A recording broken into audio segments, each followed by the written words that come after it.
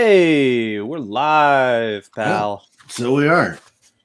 What do you got there? This is the January 2022 edition of Pro Wrestling Illustrated. No kidding. Yeah, found one in the wild yesterday. Oh, are you Very, telling very me cool. that something about women's wrestling was very rare to find? Who'd Very have much so. thought? Uh, Welcome to Pro Wrestling Simulated, everybody. I'm Mike. That is Pat, and we are continuing the 500. Thank you, by the way, last week for covering for me. I oh, appreciate sure. it. It was This is a fun. lot harder than it looks, huh? Oh, yeah. Yeah, Um, very much this so. is Restream has actually updated some cool stuff, so we are in the same arena. Yeah. I'm Lighting right slightly next to different. Pat. I can And see it right there. Yep. I need High, to move my couch high a little five. bit. But aside from that, oh, yeah. Yeah. Nope. There we go. Nope. There it Yep. is. Too close. There we go. All right. We got great matches. We got a double Cole match today. Um, Yes. but Full on full. so Atlanta this past week has seen some big wrestling. It was a hotbed for, in some cases, very literally.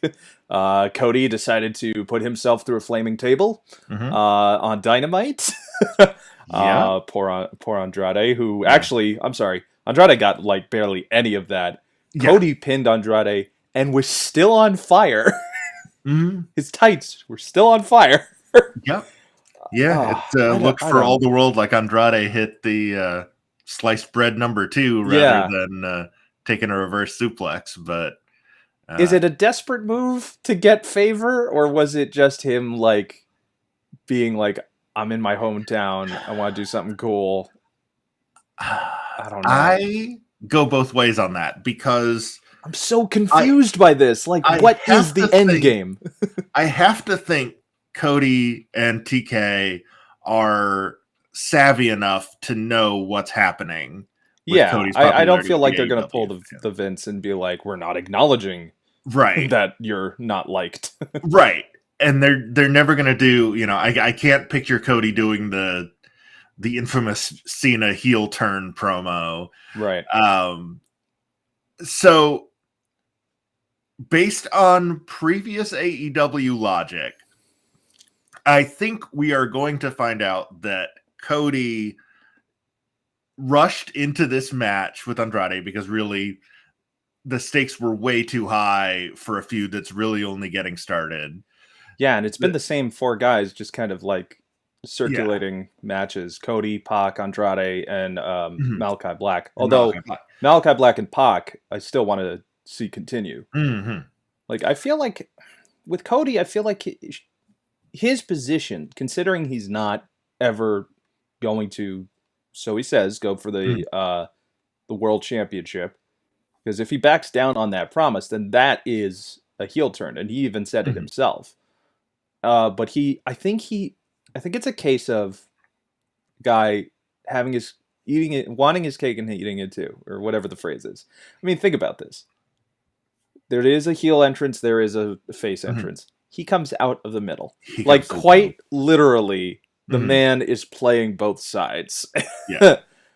I Yeah. just I can't, like, usually with like the promotion you can, when you're really into it and the storyline is good, you can kind of see where it's going, but Mhm. you kind of want it to go there. And you're Right. happy that it gets that result because logically you have seen the pattern go this way. And it's like when you know how a story is probably going to end, but it feels good that like you got there together. Yeah. We don't need to be swerved every week. No, I'm so That's confused as to what the end result is supposed to yeah. be. Like, what are you So trying to accomplish here? yeah. I suspect that this match is going to wind up being the kind of the metaphorical straw that breaks the camel's back with Cody. That is like, I tried everything. Right. I put myself through a flaming table for you people, and you still Right. boo. I What more think do you want from me? Like, right. I I'm the think that hero. Like, you know, yeah. I think that's where it's going. it could be. I But hope he so. still wants to do all the good PR stuff. So it's Yeah. like you gotta decide, man, and you Yeah. gotta make it really clear. See, if he was like feuding with the mid card and like putting guys over and putting Mhm. you know the showcase matches, like a lot of like what Punk is doing, Yeah. where granted, there's some matches I don't necessarily agree with booking with going as long as they do, but QT Marshall. yeah, no offense to QT, great wrestler, comes from my home state. I've seen him. Anyway, He it's shouldn't a be going 11 minutes with CM yeah, Punk. it's a long tirade we could go on, and I don't want to just talk about AEW. I know that we tend to focus on the show. There's actually but Atlanta also saw NWA Hard Times 2, not Hard Times 2, but rather Hard Times 2, which saw it's the beginning of the return of the Junior Heavyweight Championship, which saw a couple of tournament matches, including the somewhat problematic Austin Aries. Rhett Titus, Homicide qualified for a future match. But I've seen the belt, and it is very much like the World's Heavyweight Championship with a red strap. It does say Junior Heavyweight Championship over it. So it does fall in line with some old NWA traditions where belts were similar, kind of uniform, but had a little bit more different design to it. The contenders look pretty cool. The Ring of Honor World Tag Team Championship was defended and retained. Actually, every title that was defended was retained that night. But what was interesting to me, and I didn't think about this before, we all know the news about Ring of Honor, how it's apparent they are ending in December at Final Battle their operations, and supposedly trying to rebrand themselves by April. A lot of people are thinking that it's just going to become a super show type of promotion, and possibly even the name could be dropped, and it could have a whole new identity. Their library is going up for sale, and considering the amount of work that NWA and Ring of Honor did in the past, I don't think it would be beyond Billy Corgan, business-wise, to have a merger with the promotion. I mean, a lot of guys are already on. A lot of talent are already exchanged on there anyway, because we have this great new wave in wrestling of interpromotional matches. I don't think it would be a bad thing to get the not lesser known, but more of like the. I mean, I want to see Danhausen in NWA. Let's face it. I feel like he fits that aesthetic of like the throwback so much more in NWA.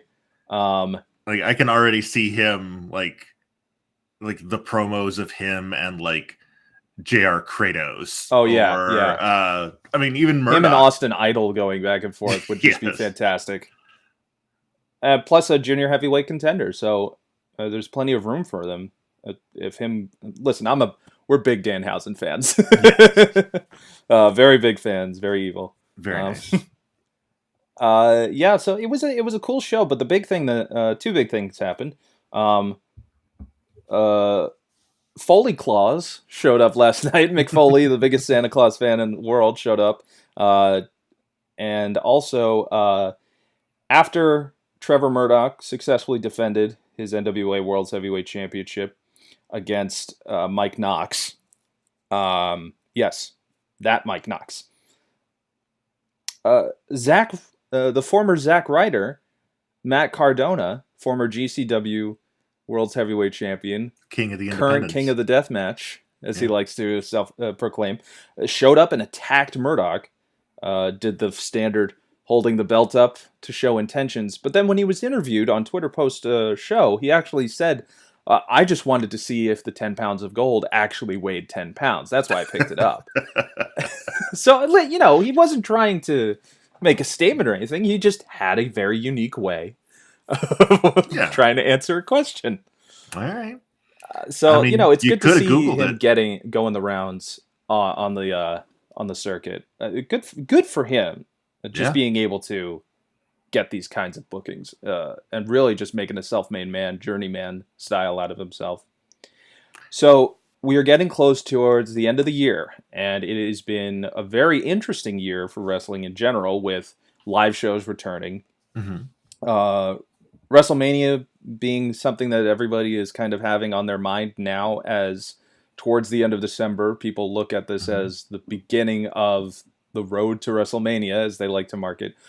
What is the word they keep using to stupendous, like, or like, there's some word that they've been using over and over again to really like drive this home. Some word Um, that Vince read and is like, yeah, "Oh, that's our new buzzword. there's our new word. It's Um, it's the new abeyance."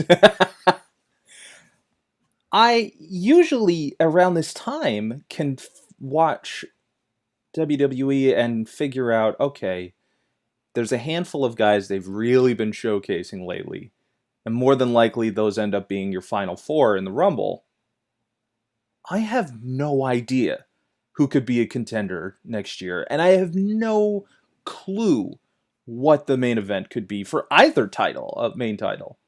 Yeah. I hope that they don't like go to the well again, and let's say Brock Lesnar does beat Roman Reigns at day one, whatever that is. Um, does he do the Goldberg rematch? Like, Yeah. I would think Reigns Lesnar would be your match at the very least.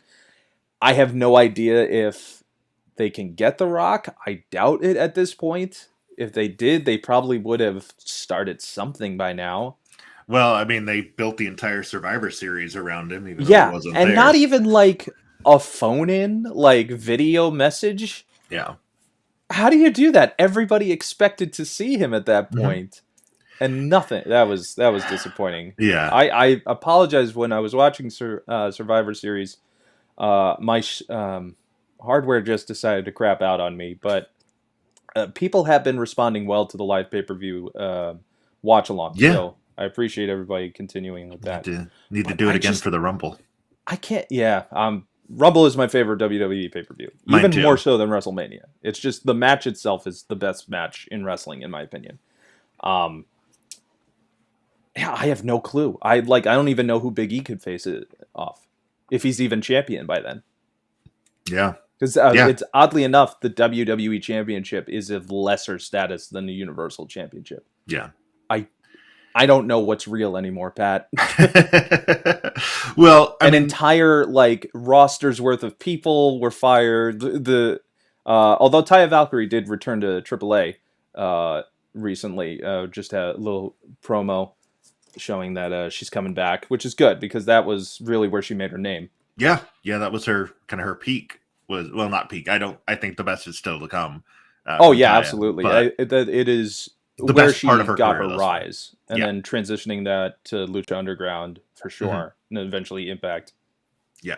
Yeah. Ty is great. She'll land on her feet. I'm excited to see her back in What a AAA. lost opportunity by NXT It's 2.0.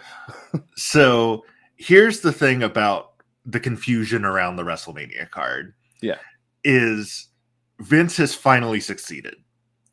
He has wanted for 40 years at this point for the brand to be bigger than any one star, right? That's Yeah. always been the goal. I'm going to the WWE show. Not Right. I'm going to see Hogan, I'm going to see Austin, I'm going to see Cena, I'm going to WrestleMania. I'm Right. going to go see the show. It's his The Coca-Cola. the pieces are interchangeable as far Mm-hmm. as Vince is concerned and as far as modern booking is. It doesn't matter. Everybody's 50-50 except Roman Reigns. So you Yeah. know Roman's going to have some high profile match. We're probably going to get Riddle versus Orton. Yeah, that's the only one that I can see like a Yeah. path headed towards. Yeah. That's really the only thing they've been building. I mean, they've been building And they're to actually Roman and Brock, good. but Like they're great. They're entertaining on screen. yeah. Yeah, Um that's probably the match people are most looking forward to. it's the But only yeah, one that I could see actually happening. but I have what do no you idea do what with else. Big E? Do you do, the New Day explodes and you have a triple threat with Big E, Kofi, and They won't want to King do that for Woods? sure. Do you do, yeah, I mean, do you do a six man? Does Big E drop the title between now and then? Well, Xavier And Woods is also trying to will him versus Cesaro into existence. I well, mean, he that'll got King be of the Ring. So that'll be great for the pre-show because there's no yeah, way Vince is going to exactly. give that 12 minutes. They would never put it on the main card. Oh, I mean, what do you do with either women's title? You've, destroyed basically every challenger. Shayna Baszler means nothing, even though she should be, the number one heel in the company, male or there's no way female. they can do four horsemen women versus four horsewomen now. I Nope. mean, they kind of ruin all the credibility of what that could have been. No. Uh, Did they go with a 4-way between the four horsewomen? I don't even think they want to fight each other anymore. I don't think they do. I don't. Like Bailey's still out, Yeah. and she's probably returning at the Women's Rumble if I timed it. Like Probably. I wouldn't see that not happening. But then again, I can't predict anything in WWE anymore because it's a content factory. It's like you said, he wanted to basically. Here's how I have always seen it. I think that Vince McMahon has always wanted to be. He's never wanted to be a promoter, obviously. He's always wanted to be like Lorne Michaels.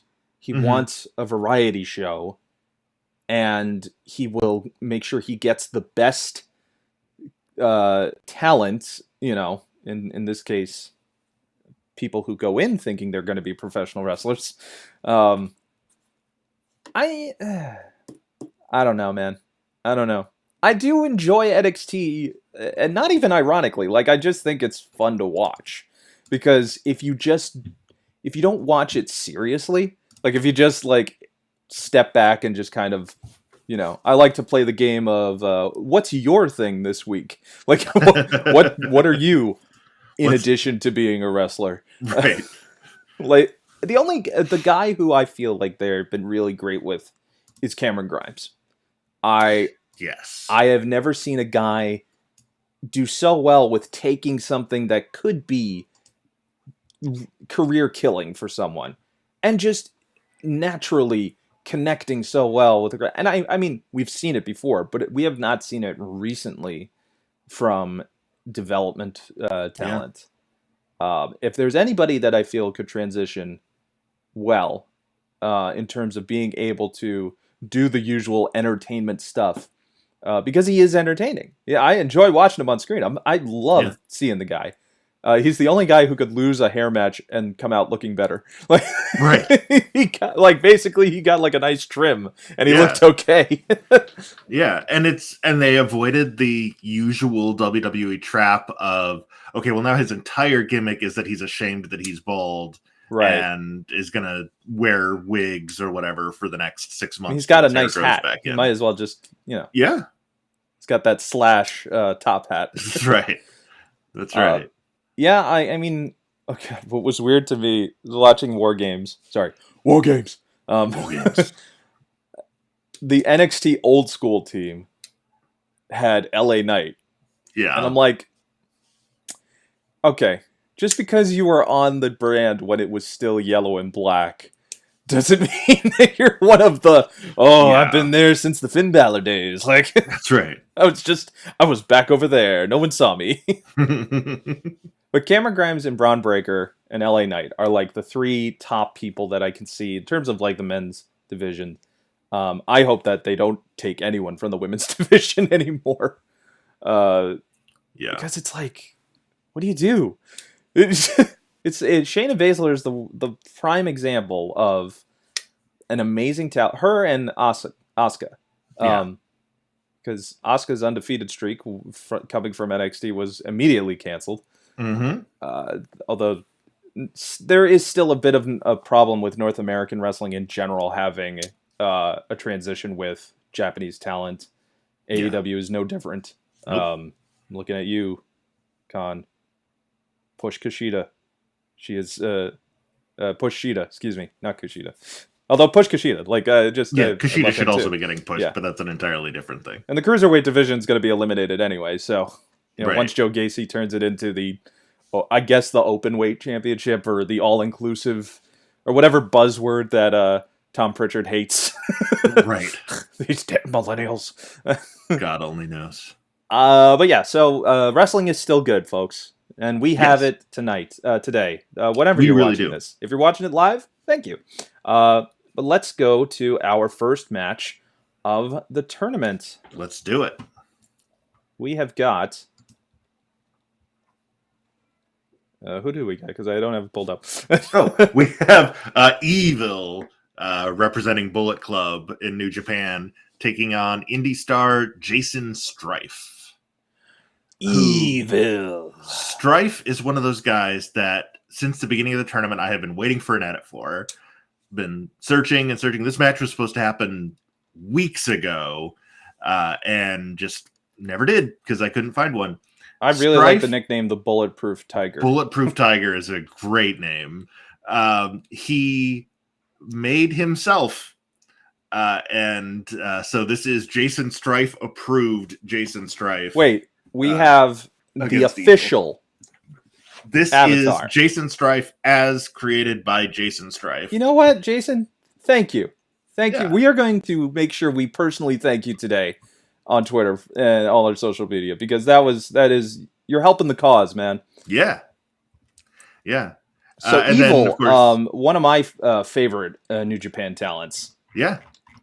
Current co-holder of the Never Open Weight 6-man titles with Sho and Takahashi. Mainstay of the Bullet Club, has been around seemingly forever. Yeah, although recently started like his own spin-off group. I'm trying to remember the name. But he actually brought back in Dick Togo to be his manager, which if you don't know who Dick Togo is, folks, just research him just look him up on YouTube. You will find really stiff matches. Look for, if you want to see him in nice his cutter. Like North American prime, check out ECW Barely Legal. Yes.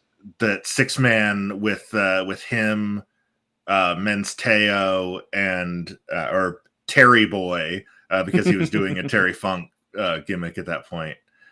Basically, it's Kai and Tai against 3 other Japanese stars, and it is stiff. It's exciting. Togo looks like a boss in that match. That was my first exposure to him, and then he showed up as part of the original Kai and Tai in WWF. That's right. Along with Teo and Funaki, and then Teo and Togo both left, and it turned into Funaki and Taka became the new Kai and Tai, and they were also evil. So it all comes full circle. Evil, indeed. Indeed. I saw Evil's debut on New Japan, having come back from excursion, as it were, in Ring of Honor.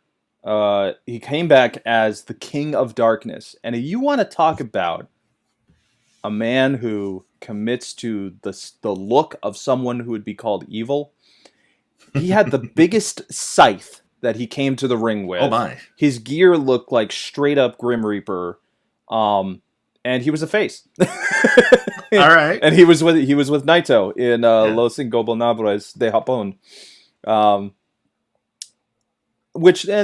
They weren't really like face heel. They were just kind of like badasses. Right. Well, and for a Ring of Honor crowd, like anybody coming over from New Japan is going to get cheered. Oh yeah, absolutely. So he was. I mean, they appreciate Japanese wrestling. Yeah. But yeah, Evil eventually became IWGP Intercontinental and Heavyweight Champion. That is a very unique power bomb.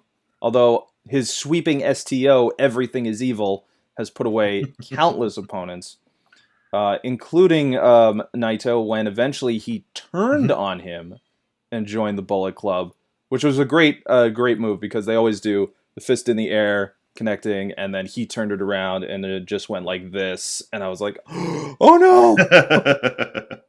Yeah. And the crowds in Japan, at the time, it was during the pandemic, or still is, obviously, right, but the beginnings of the pandemic. And this was last July. They had to be silent. So that's like an unfortunate thing. So, it was still The only time I think I've ever heard it was, it may have been an Ibushi match where he did something so incredible the gasp could not be held, but admitted by the crowd in a crowd that is legally meant to be silent. That's how you know you're doing it right, when the crowd violates protocol Yeah. to react to your moves. But Jason Strife holding his own Oh, right now. There's the evil that He was. SDO. Everything is evil. Is that enough? Oh! No, Strife kicks out. I guess that's what happens when you create yourself. Yeah, man. Yeah, You I can get your up own from that. stats. Nice. That was That's sort like of a Shining Wizard axe kick combo. Yeah. Very nice. Never seen indeed. that move. That was really cool. I wonder if that was the Zeal Buster. It might have been. If so, let us know, Jason. And we truly appreciate having the official Bulletproof Tiger created avatar, I should say. Trying to find a description of that Zeal Buster. Ooh, But all I'm nice seeing is Pele it kick. By the way, that mark match has been hit, and Strife is just using every kind of kick strike right now. that match at Barely Legal that we were talking about earlier, Togo, Terry Boy, and Taka Michinoku representing BWO Japan. Ah, that's right. Kai and Tai against the Great Sasuke, Gran Hamada, and Masato Yakashiji. That was the 6-man match. Well, there was that Shining Wizard axe kick combo. Yeah, Strife holding Very his own impressive here against a move. former, IWGP He's been World Champion. never six-man tag team champion. Mhm. Obviously, he had the dual belts. Oh, I love that power bomb because it's such a great way to go from a fireman's carry. It's what, in my opinion, John Cena's finisher move should be. Yes. Yeah, rather than Just like a little fireman's carry takeover. Variation of a Death Valley driver, kind of. Kind of. So the winner of this match, I mentioned that this was supposed to happen several weeks ago. So we're earlier in the bracket. He is going to face, the winner of this is going to face Yuma Aoyagi in round 2. And we had seen Aoyagi win. I'm sorry, I didn't mean to interrupt, but that was a really cool lift up into a cutter. DDP would have been proud. Aoyagi beat why am I blanking? Juice Robinson earlier on in the tournament. So another cutter, but Evil able to get right Evil back just up. Bounces right back He's got up. a strong neck. Evil, the anti-Miro. Anytime I've seen Evil face off against the Stone Pitbull. Forgetting his name. Why am I blanking? Ishii. Yeah. Yes. Tomohiro Ishii. I get hurt. Like those strikes. Another cutter. But Bang. Evil is down. Oh, should have went for the pin. Yeah, that was. I don't know that he's going to get a better opportunity than that. That back driver, but went for the spinning elbow. Another nice Pele. Strife doing the smart thing of kind of keeping his distance with those strikes, but yeah, he's got his guard up a lot. Yeah. Ooh, just going to get just stomping away at him. Half and half suplex, very nice. You don't see a lot of Tazplex variations nowadays. No. Oh, there's Everything is Evil again. That's gotta be it. That's got to be it this time. 2, there 3. You go. Thank you, Jason Strife, for coming. Referee Ryohei Nakatani from Big Japan making it official there. Evil moves on, the number 29 seed in our tournament. Everything is evil right now in that ring. But we are now going to go to our double Cole match. Baby. It's time for Adam Cole versus this gentleman. This is Cole Radrick from Game Cole Changer Radrick. I wasn't Wrestling. quite sure how to say because I don't want it to be like Cole Roderick, where it's like he's actually a human hybrid of Adam Cole and Roderick Strong. That's right. Yeah, he is the love child of the Undisputed Era. Native of Spencer, Indiana, so from my parents' home state. Yeah, he bounced around the Indies a lot. 6-year veteran. Had some pretty big victories on the indie scene this year. Beat AR Fox, Arez, Jake something, Kylie Ray, Charles Mason. Jake who? Yeah, exactly. Like, what is my name? Jake something. I love that he's gotten really over it in Impact. They've really done well with him for a guy whose last name literally is just something. Something, yeah. Yeah, he went from being cousin Jake to Jake something. Yeah. And it stuck. Yeah. But Adam Cole is having a hell of a year. Yes. Having debuted at All Out, everyone was like, "It's Adam Cole! Oh my god!" I'm like, "There's no way he's not going to be with the Elite." Oh yeah, yes. As soon as his contract was up, you knew he was jumping. Oh yeah.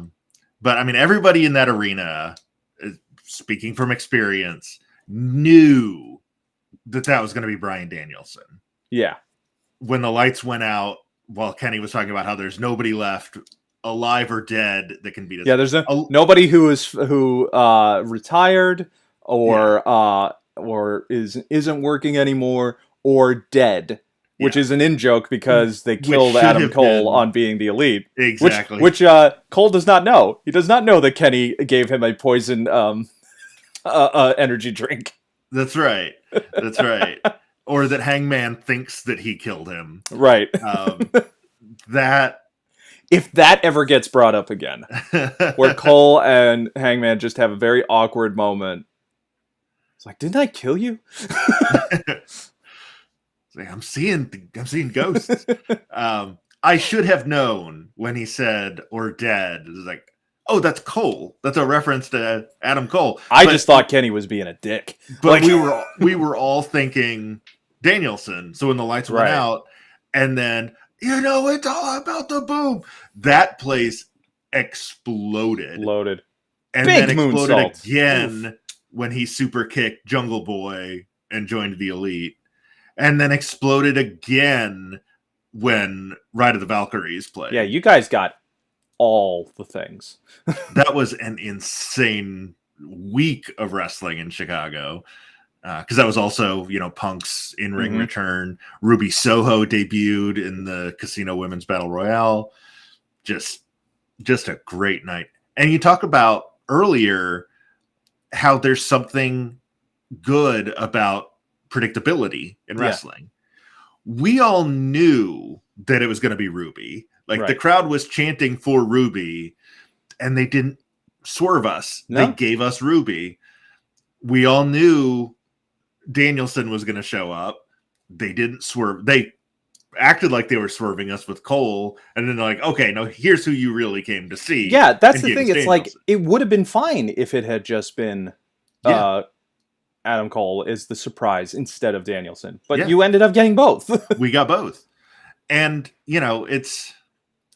we were talking about Survivor Series, and we were talking about The Rock, and how WWE did everything except say Rock is going to be there in the lead up to the show, because they couldn't, because he wasn't. And they really downplayed the whole anniversary of the Rock debut. Yeah. Compare that to Darby Allin on Rampage saying, or on Dynamite saying that he wants to take on the best in the world. Right. And everybody knowing that's Adam Cole and Cole Radrick, Jammin' 77. Cole Radrick from Game Changer Wrestling, the basically the new king of the indie promotions. Yeah. But yeah, with Adam Cole though, I'm very curious to see what his position now in the Elite is going to be, because there was a very cool moment on Dynamite where Kenny backstage with the Bucks, and Cole was like, I'm going to take some time off. I got to think about a few things. Which in reality is because he's injured as all hell and was Yeah, wrestling injured, he's been fighting hurt for which is months. terrible choice. um, and Cole was like, "Don't worry, I got this." And Omega was like, "I was actually talking I to was the talking to Bucks, them. but Mm-hmm. no, I trust you too." And I'm like, "Here we go." Uh-huh. And Yeah. if it goes the way that it could go, with the Bucks now kind of not quite sure if we're like they're going towards being faces again or Yeah. whatever it may be, and Bobby Fish Bobby reuniting with Adam Fish. Cole. Yeah. Is No Kyle one quite O'Reilly on his knows what the way out? status of Kyle O'Reilly's. So I mean, they can't obviously, for legal purposes, be the Undisputed Era again, Right. but they can. But Fish and O'Reilly can be They could be Red Red Dragon. Dragon. Yeah. Yeah. Absolutely. Yep. WWE does not own that trademark, nor did they ever use it. No. Which is thankfully good because they Yes. just once they get those copyrights, it's. I have a feeling that had Adam Cole, if the rumors were true about him becoming a manager to Keith Lee, and that was going to be his transition Mm-hmm. to the main roster, I feel like they would have called him Adam Boom Oh God, you're because right. you can't have two Coles. Oh my God, you're totally right. He would have been He would have Adam been. Boom, He would have been and he would Adam have Boom. been like the Leo Rush to his Lashley. Lashley. Yeah. Which, not for nothing, Leo Rush, doing great. Yeah. Leo Rush definitely landed on his feet over the last few weeks. Well, I mean, he has to with all the high flying moves he does. Well, that's true. That's true. That's true. He's like a cat, not a bear cat like Keith Lee. No, but to be earnest about it, that was for you. That one was for you. I appreciate that one. I appreciate that one. Hold on, I gotta call my mama. Yes, Jammin' 77. I want the Undisputed Era to get together in AEW, but I don't want them to be the Undisputed Era. I want it to be. Oh Wow, my God! I'm sorry. Did Diving you just see cutter from Cole top Radrick. rope flying cutter? That was insane. That was beautiful. And Cole's like, nah. Wonder if they have the Panama Sunrise though in this game. I Nice pin though. don't remember. I mean, they can do the Canadian Destroyer. We've seen so many people do it before. Yes, it has been another cutter from Cole. The cutter may be the move of the night today. So far, yeah. It's like Ooh. super kicks at an AEW show. That could have been a upset victory. We Yeah, it were would've been getting a on to the massive 15-minute upset. mark soon. Oh my God. Yeah. Bobby Fish's top rope Falcon Arrow. You know what? That There was- are moves where there can only be the finish after that, and Yeah. they realize that. Mhm. And a top rope Falcon Arrow is absolutely a finish to a match. Absolutely. Because I feel like if he had done that at NXT, they still would have kicked out. Done the Yeah, shocked probably. face of, Yeah. We're talking about how big of an upset that would be if Radrick won. Adam Cole's the 37 seed in our tournament. Radrick is 476. that's a big difference. That's a huge upset. I don't believe would be the biggest because just narrowly edged out by Don't Die Miles and Petey Williams, both from our debut show. So go back and check that out in the archives over at good old YouTube. Oh, and Antonio Honda beating Ultimo Guerrero was also a bigger upset. Yes, but this match so far being our longest match of the day, Yes. the Yep, wild it has heart, passed I just the realized, is what Cole Radrick is known by. Yeah, only 22 years old. Well, 24 at the moment, actually. Yeah. 6-year pro, started at 18. Formerly known as Mayday Jack. That's a fun old school name. It's a fun old school name. But he's also known as the punk kid from Naptown. I respect it. I wouldn't mind being known as somebody from Naptown. Keep an eye on him, especially in GCW. They've got a big show coming up, I think called How High. I think it's what it's called. Nice strike. right to the temple. Buzzsaw kick to Jiri style there from Radrick. Lot of hard striking and cutters we're seeing. Jam 77. Whoa! Oh! Got him with the that surprise roll up. Leg roll Wow. pinning combo from Cole Radrick.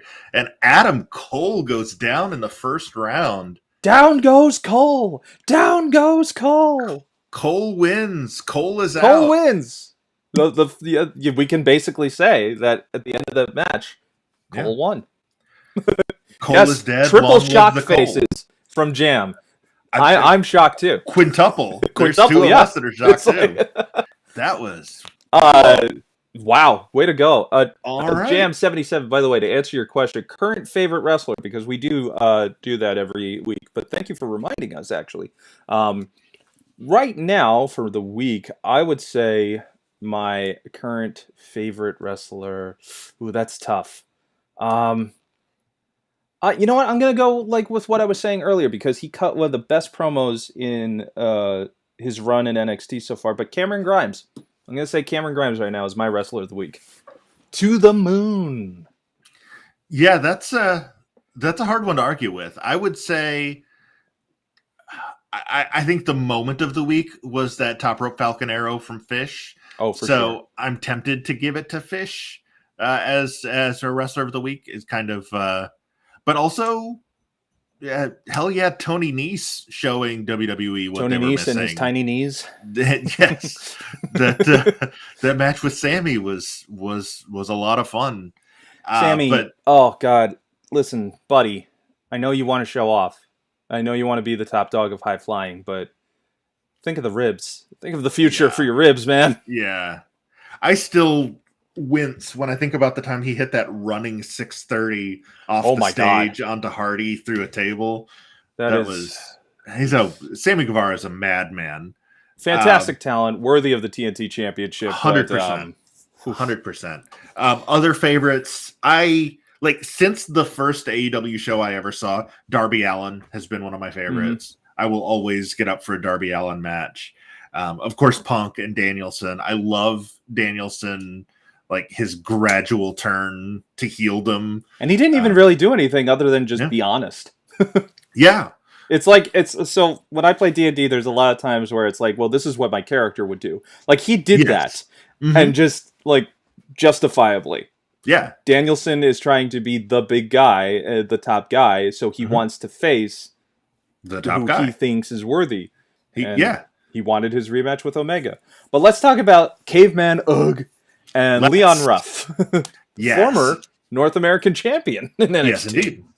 And then just part of the group that's just kind of put out to pasture. Yeah. Like so many others in NXT and WWE as a whole this year. What did we decide last time? 83 releases this year? I think 83. Just insane. Caveman Ugg, though. Please tell me more. He's an Aussie wrestler. He's from Sydney, by way of 3000 BC. Yeah, of but course. he's just a caveman. He doesn't know your modern ways of wrestling. Wait, hold on. Are we talking about Caveman Ugg or are we talking about Von Wagner? So I was talking about Unfrozen. Oh, yeah, that's Unfrozen Caveman wrestler. the Von Wagner. Caveman lawyer of pro wrestling. His airplane tarmac forehead.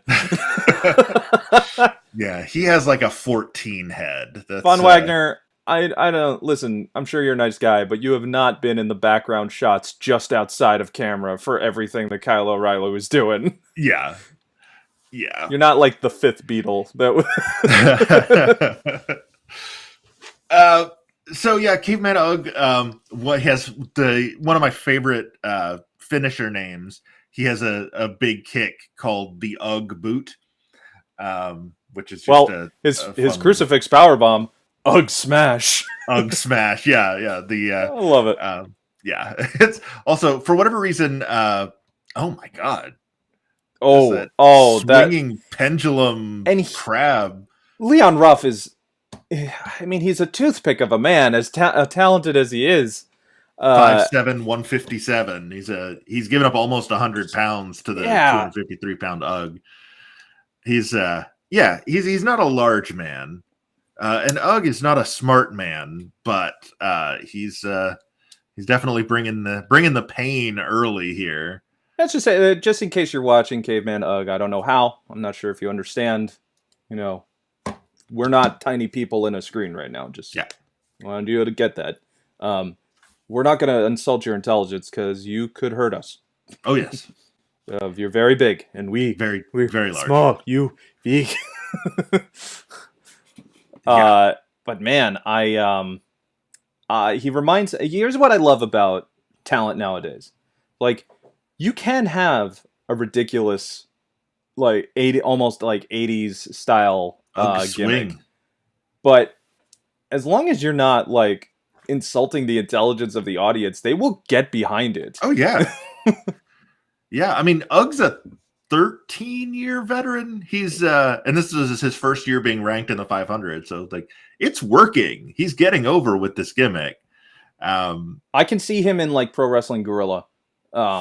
Yeah, that's where that's kind really? of his home promotion now. Yep, he works a lot in PWG and in MCW are his two main Melbourne City he was actually the MCW Commonwealth champion for Intercommonwealth 434 champion. days before dropping it last year. I love long title reigns, like especially if like, because that to a long title reign means more than a multiple championship win. I would rather have one 400-day reign than 5 reigns. Yeah. Or in the case of Nick Aldis, one 1,000+ day reign as world's heavyweight champion, than Flair's 16 times. Even though there's really more than 16 if you actually look at it. Right. Yeah. If you count the unrecognized changes in Japan and Mexico and various territories. Now, here's the thing about Leon Ruff is that we could see an upset from him, although unlikely given the power of Ugg. But he's surprised people before. Yeah. Coming out of nowhere and defeating Johnny Gargano for the North American Championship. Yeah. A belt that slid off of his waist. It's like when you buy the action figures and you buy the belt pack separately, but they're not the right, like, they're not the right brand, so they're like you tighten them and they just slide right down. And no offense to Leon Ruff, that happened as a child. And I know that he's a great talent from watching him, but I feel like backstage that was the reason they gave him the belt, is just for the visual, because they wanted to have a good laugh. That's very much a Vince joke. He's tiny with a belt on him. Yeah. But Ruff is I shudder to call it the odds-on favorite, as he's the 165 seed compared to Ugg at 348. Because, I mean, look at them. Yeah, that is hair on his legs, folks. It's yeah, those are not like tiger stripes. No, although you never know. I mean, Caveman Ugg could be the actual Neanderthal descendant. Oh my God, there's no more Leon Ruff. That was just an atomic. Look at him throw. I don't know what to. And he snaps off. Defying the laws of physics. The laws of nature being... Caveman Ugg, we respect the laws of thermodynamics in this house. It just keeps going faster and faster. Oh, I always love that you can get my references. Oh, yeah. You don't want to go blow for blow with a caveman. I just... Come on. How he got to the ring, though, it's like... Did they, like, throw a piece of meat and then just say, go? I don't know. I would think after 434 days as Commonwealth champion that's true. He understands I go here and fight. Okay, I go here and fight. Go here, fight, get shiny. There it is. There it is. Ugg smash. Whoa! Oh! Leon Rush kicks out. Leon? I call him Leon. Leon Ruff. Leon Ruff. Not Leon Rush. I not had him Leo Rush. Yeah. In my brain, for some reason, they conflated for just a second. Ooh Tilt-A-Whirl crucifix. Oh, that was almost enough. Ooh, we're getting into the near falls portion This of is the good. Oh, Yes, that's right. tossed That's him right. like a rag doll. Yeah, yeah. Oh, If this you Kamala can just figure, I yeah. mean, in Kamala's defense, he did have Kimchi to help him out. Was that like a flatliner type move? Kind of Like, only backwards, almost oh, another back into the crucifix pin. crucifix. Ruff knows this might be. Oh, He the did king it. of the upsets does it again. Leon Ruff pins Caveman Ugg. Leon Ruff, and it's a rough Wow. ending for Caveman Ugg. Caveman Ugg. Sorry, man. Back to the Stone Age. You go. But what a showing from Ugg. Caveman. Beat a caveman. He just pinned him in the center spot. I could go on. You good. I actually kind of want you to. I'm going to take a sip of my refreshing caffeinated beverage. But you know what's great about winning streaks in wrestlers is that if you go to WWE, they can be ended almost immediately. Asuka. Right now, with the next case of our next talent, actually, as Wes Lee is going to face off against Mansoor. Now, folks, I don't know if you knew this, but Mansoor was undefeated in WWE, and that's not him right now. That actually is No, Wes that's Lee, Wes Lee of MSK. MSK, which The cardiac still nobody kid. knows what it stands for, and I don't think NXT even knows what it stands for. Mm-mm. But Couple of rascals. yeah, I mean, just hanging out in the basement, a smoky basement, Joe. So they should get that wiring looked at. I'm pretty sure RVD is going to end up being like the mentor. I mean, I could see it. could there be anybody else? I'm not sure what's going on. I thought there was volume here for it, but oh, there we go. Okay. And there's Mansoor representing the Kingdom of Saudi Arabia. The place over there. It's just, we can't say what it is, but it's where Crown Jewel is. What? Can only say it at the last minute until the show airs. Yes. But Mansoor, I'm not sure. I apologize for. I'm unsure of Mansoor. He was signed. He was getting My Skinny Knees. Is that what MSK stands for? Okay, that makes sense. He had been signed. He was being booked internationally to win all over the place. Mhm. None of which aired, save for like 2. So I thought he was just having like one match a year. Well, he had a handful on like 205 Live, but mostly it was just on the international tours. Who watched 205 Live? Right. The only reason that show is on the air still is, again, content. Mm-hmm. I mean, when you have Odyssey Jones, a man who is 100 pounds bigger than the title of the show, Yeah. And I love Odyssey Jones. I think he's great. Does not belong on the Cruiserweight show. You know, I feel like, okay, he'll eventually... Here's where NXT is headed.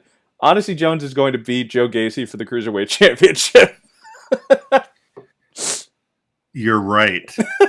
That's 100% what's going to happen. That's exactly what's going to happen. That's... Oh, my God. And the sad thing is, knowing how WWE has handled that title, I kind of want that. Yeah. Because at this point, it's not like you can take it seriously. It doesn't mean anything. It's basically made it back to the point where Chavo and Hornswoggle were feuding over it. Like, it's not totally meaningless, but it's meaningless. It's next to meaningless. But you were talking about Mansoor's winning streak. He in the evaluation period that PWI used for the 500 from July 1st of last year to June 30th of this year, in singles matches was 19-1. His one loss was his first appearance on Raw against Sheamus. How do you do that? Like, why? They hate having people win in their hometowns, unless it's Mansoor on an overseas show. Well, I mean, they had to get that money still. Yeah, I was going to say, not to be indelicate about it, but they had to. Like, there was no way he was going to lose. And then they make them lose on their debuts to what? Mhm. Sympathize with them? Like, if I see a team that is brand new in a professional sport lose their first time, it's because they're rookies. Right, And exactly. They're an expansion team. yeah, They're made up entirely of cast-offs from other teams. if this is if you're showcasing the talent as being, and literally they said like he's undefeated. Like Mhm. they didn't lie about it. He's Yeah. wrestled all over the world for WWE. That's what they Mhm. said. So you're like, okay, they're they're pushing him. How is this? How is having him lose on the first day, and then in a confusing like, if the whole thing was okay, Mustafa Ali is going to take him under his wing and show him how to win, and then they don't win. And then they don't What win. is Because I mean, if anybody's going to teach you how to win, it's the guy from Retribution. Like that. That doesn't make any sense. But I mean, it's also WWE booking logic. But that's a whole different. I'm starting to realize like there's a lot of people now who realize WWE is not the end all be all. No. It's an accomplishment if you get signed, I'm sure, Oh, because you're being absolutely. showcased on international television Hmm. worldwide. There's no question, and it's good payday. You know, um, it can be detrimental though to just based on how television is going. I mean, you can look at ratings, you can look at criticism. You know, Tiger Driver from Lee. that was really good actually. Two. 2.9 from 2.9 the says, former NXT Tag Team Champion, yep. who, by the Olive way, Margot is MSK. referee. I love their matches on NXT. Um, Another Tiger Driver. Lee sticking with what works. I love their matches on Impact too. Hmm. I'm sad to see the Rascals break up, just because they're very entertaining across the board. Yeah. But Speaking of Rascals, Trey Miguel has a match later tonight. that's right. But MSK, you know, it's like I feel like somebody accidentally saw the That 70 Show style promo that they used to do, which were great. I was very Oh yeah. entertained by those. And just went, "Oh, they're stoners. Well, here you go. That's your thing." Yeah. But they're not. They're just They're no. they're really good guys Another who are cutter. chill. Yep, telling you, cutter is the move of the day. Should have been keeping track had we but known. Nice roll up Nice. though. Two. Could this be? Oh, No. because we haven't really had much of, save for Evil, um, a victory followed by nice swinging. Oh, God, kind of like a Yeah. swinging side effect. It's like Rosie used that as his finisher Yeah, when he was the superhero in training. or Um, Rosie when he yeah. was not longer working for Right. Yes. WWE. As Big RO Kaz dash can Z. yeah. Um, Oh, I he's always W thought that he Morrissey. Put some respect in that name. I always thought that he should have called that move the fan, so the announcers could be like, "The shit has hit the fan." You know, at some point that had to have been pitched. I would think, but I guess they couldn't actually say shit. It's not like Here's the 2021 problematic thing AEW. also about WWE, besides everything, is that they decided to, um, let's face it, when it comes to international wrestlers, and I mean the non-North American Mhm. looking wrestlers, Vince, Yes. they tend to be like, well, you Falcon guys, Arrow from Mansoor. that was it. Somebody's been And watching that their is Bobby the move Fish. that had got him victories. And look at him getting all tranquilo. But I hate to say it, but there is an undercurrent that is unfortunately still in wrestling where it's like, you guys are from relatively the same ethnic background. You guys team together. It's Mhm. like, come on. Looking at you, Sky Pirates. Sheamus and anyone from the UK. Yeah. Sheamus and Barrett. Sheamus and And now McIntyre. Sheamus and Ridge Bloody Holland. Ridge Holland, yeah. Yep. Ridge Holland. That's my Ridge Holland, and then Pete Dunne. I don't care. It's like, we get it, Pete. It's not exciting. We was that match number 5 or was that match number 4? That was match number 4. Okay. So coming up, we have hold on.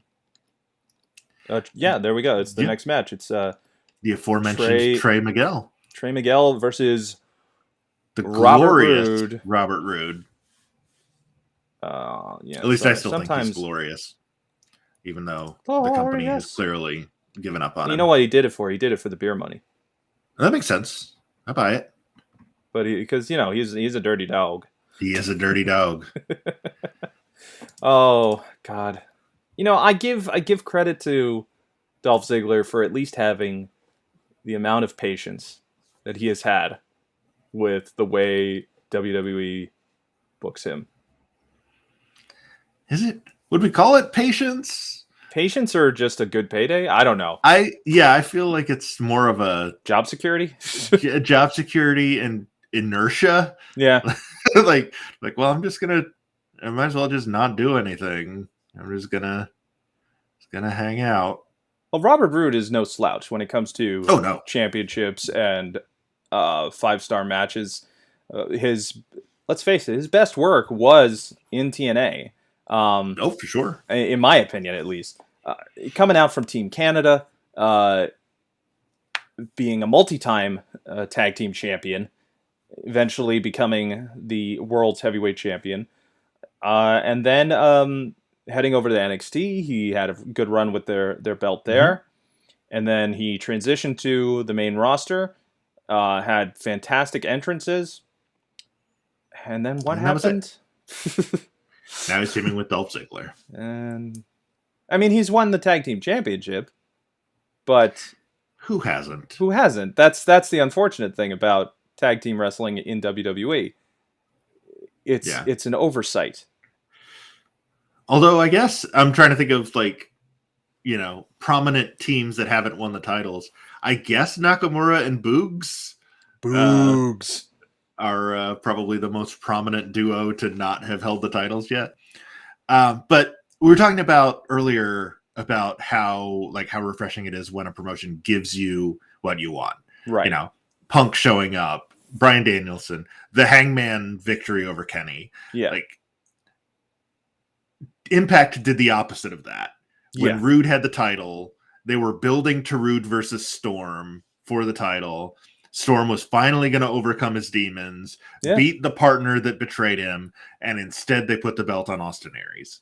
Yeah, I just because that was the original story of what eventually Hangman went through.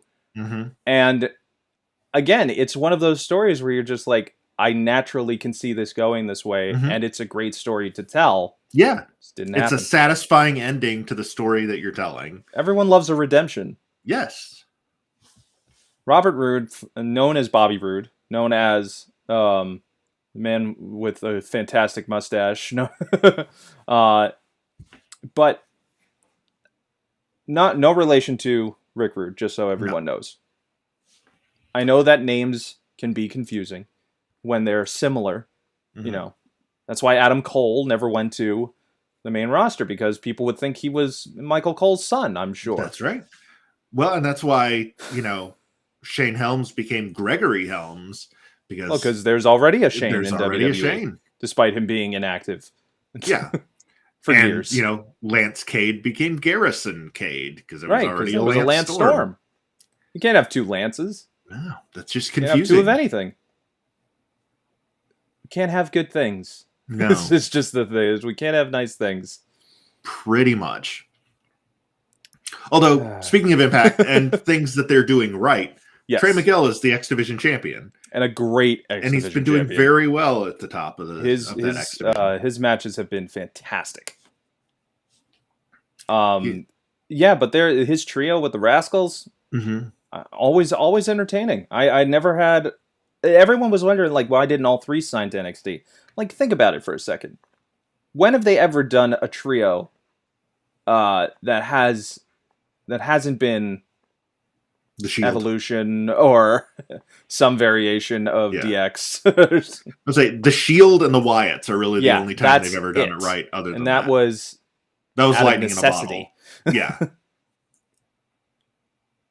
But Robert Roode, I thought of him as being the next guy to make a great Intercontinental title run. Mm-hmm. Never really quite came to pass. No. He had a run with the United States Championship for a bit, but I like Robert Roode. I've always been a fan. Yeah. It's one of those things where it's just like, all right, I get it. You're still being able to wrestle, and he's like, I think he's 40 at this point. That sounds about right. He came into NXT later. He's a 23-year pro. Yeah, he came into it as like later in his career. Mm-hmm. What is nowadays nice blockbuster. I was gonna say, what is nowadays like a twilight of your career if you're wrestling as hard as you are? Mm-hmm. I mean, Kenny Omega really should be retired if you really look at the way he's wrestled over the years. He's on his second or third bump card at this point. Yeah. But he'll eventually come back. He'll be super over as a face, and everyone will love it. But man, it's one of those guys where Roode, you're just like, that's world championship potential, mm-hmm. but not in the eyes of the guy in charge. No. Nice. Another again, blockbuster. Trey Miguel as current X Division champion, though. Another cutter. In Miguel to the incredibly apron. Nice springboard Meteora. Bringing those his skinny knees. That's right. Not enough. So close. Took a little too much time to drag him away from the ropes, I think. How many Impact guys has there been transitioned to NXT? Well, Roode, other than Joe, yeah, and James MSK, Storm for like a minute. Storm for a cup of coffee, yeah. Claudio, well, Cesaro, yeah. Oh no! Wait, was he? No, Impact? He was a Ring. I don't think he ever was. I think they went straight from Ring of Honor. That's true. Yeah, he went right from Ring of Honor. I mean, there haven't been a ton of Impact to another Meteora that are at least still there. That could be it. 1, 2, 3. There you go. That did it. Trey Miguel showing off his skills once more with that high flying ability. The moves that get him the X Division Championship retained every time, defeating Bobby Roode. And that sets up Trey Miguel and Cole Radrick in round 2 after the huge upset from Radrick earlier. So we're going to take a quick break, and when we come back, we are going to have Ace Austin versus Rivera. We've got also Matt Riddle showing up. We've got Chris Dickinson, Montez Ford, Akira Tozawa, Nick Jackson, and he's Matt Taven will be showing up. You are watching Pro Wrestling Simulated, The 500. We will be back in 5.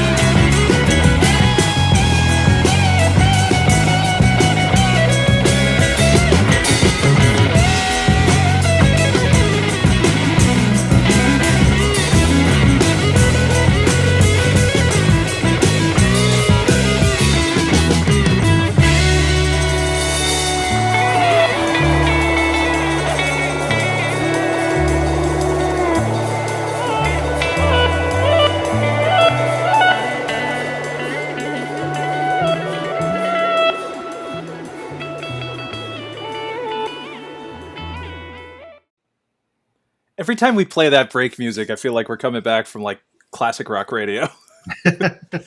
And that was My Skinny Knees with you're listening to CBS FM.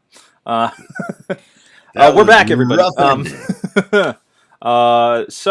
Just as a quick heads up for everyone, as the holidays come up, our schedule's probably going to be changing a little bit, but we are going to be doing something special after the 10th episode. We're going to be looking at the PWI 150 list of women's wrestling, and we are going to be having an all women's wrestling discussion show. We're going to talk about our favorite talents, past, present, and upcoming that we see as potentially big, especially now that AEW's got 2 women's division championship match, big belts. NXT's women's division has been fantastic. Impact's AAA. There is no women's wrestling in New Japan, but there is Stardom. There is Stardom, Shimmer. A lot of great North American championships. Sendai the return of Glow, and that happened, and then Women of Wrestling is coming back. Yep. AJ Lee had just Miss April. AJ Mendez. Yes. April Mendez. AJ Lee. Yeah. AJ Brooks. I guess. Yeah. Technically. We got some thoughts on WoW. I'm very excited to see AJ back in the business. Not so excited with who they seem to be building their promotion around. There is some controversial roster decisions, to say the least. Yeah. If the rumors are true, which I hope they are not. But I hope they're not. I would hope AJ has more sense than that. But. Yeah. There's a business decision we'll save we'll that. Get to that. We'll save that. You got this one next week, and then afterwards we can do that'll be like our kind of holiday episode special, as it were. We'll wear Christmas hats, and that's how you'll know it's a Christmas or a holiday special. I'll decorate. Put some nice. Diverse, I'll be remote from my parents' place in Indiana, which my mom is very much into decking the halls. So I will make sure that there is a tree placed prominently in the background of my shot. There will be no green screen. Unfortunately, but I'll probably broadcast from my virtual fireplace, nice cabin in the woods. I like it. But right now we are moving on to our 6th match of the day. Just adjust my volume here. We have got Rivera, current MLW Tag Team Champion. Yes. Yep. By the way, again, Major League Wrestling has been fantastic. They just crowned a new openweight champion. Their biggest stable is dissolving in front of their very eyes, and David Richards just won the Opera Cup. Yep. Yeah, it's an exciting time in MLW. And Ace Austin, who has been a real standout in Impact Wrestling. I love his cane. There's just something about anybody who can pull off a cane. And it's like between him and Brian Myers. Yes. Yeah, it's a good look. It's a good look for him. Has spent a big chunk of the year teaming with Madman Fulton, which is sort of an odd pairing on paper, but it works though. It's worked well in the ring. The big man, little man tag teams can be, they usually tend to work because you've got the quick guy and then the heater, and depending on how the way it goes, with Kaz and Big Cass and Enzo, that was a prime example, at least a recently one that in recent years that had worked really well. To a lesser degree, but very intriguing to see how it goes with MJF and Wardlow. But Ace Austin and Madman Fulton, Ace had fantastic matches as a contender for the World Heavyweight Championship in Impact. He is that's the thing about Impact, is that while they have, the X Division, which is a no limits style, is like a very it's an open weight equivalent, but emphasizes the high flying. It's not about weight limits. It's about no limits, Mike. Thank you, Mike Tenay, for that. He coined that on the fly, apparently. So good on him.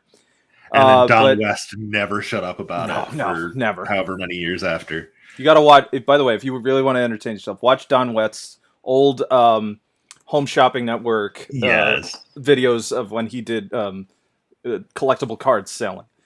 You'll never get enough of it. I used to like wake up in the middle of the night and catch him on TV before I was just like, who is this guy? I love him.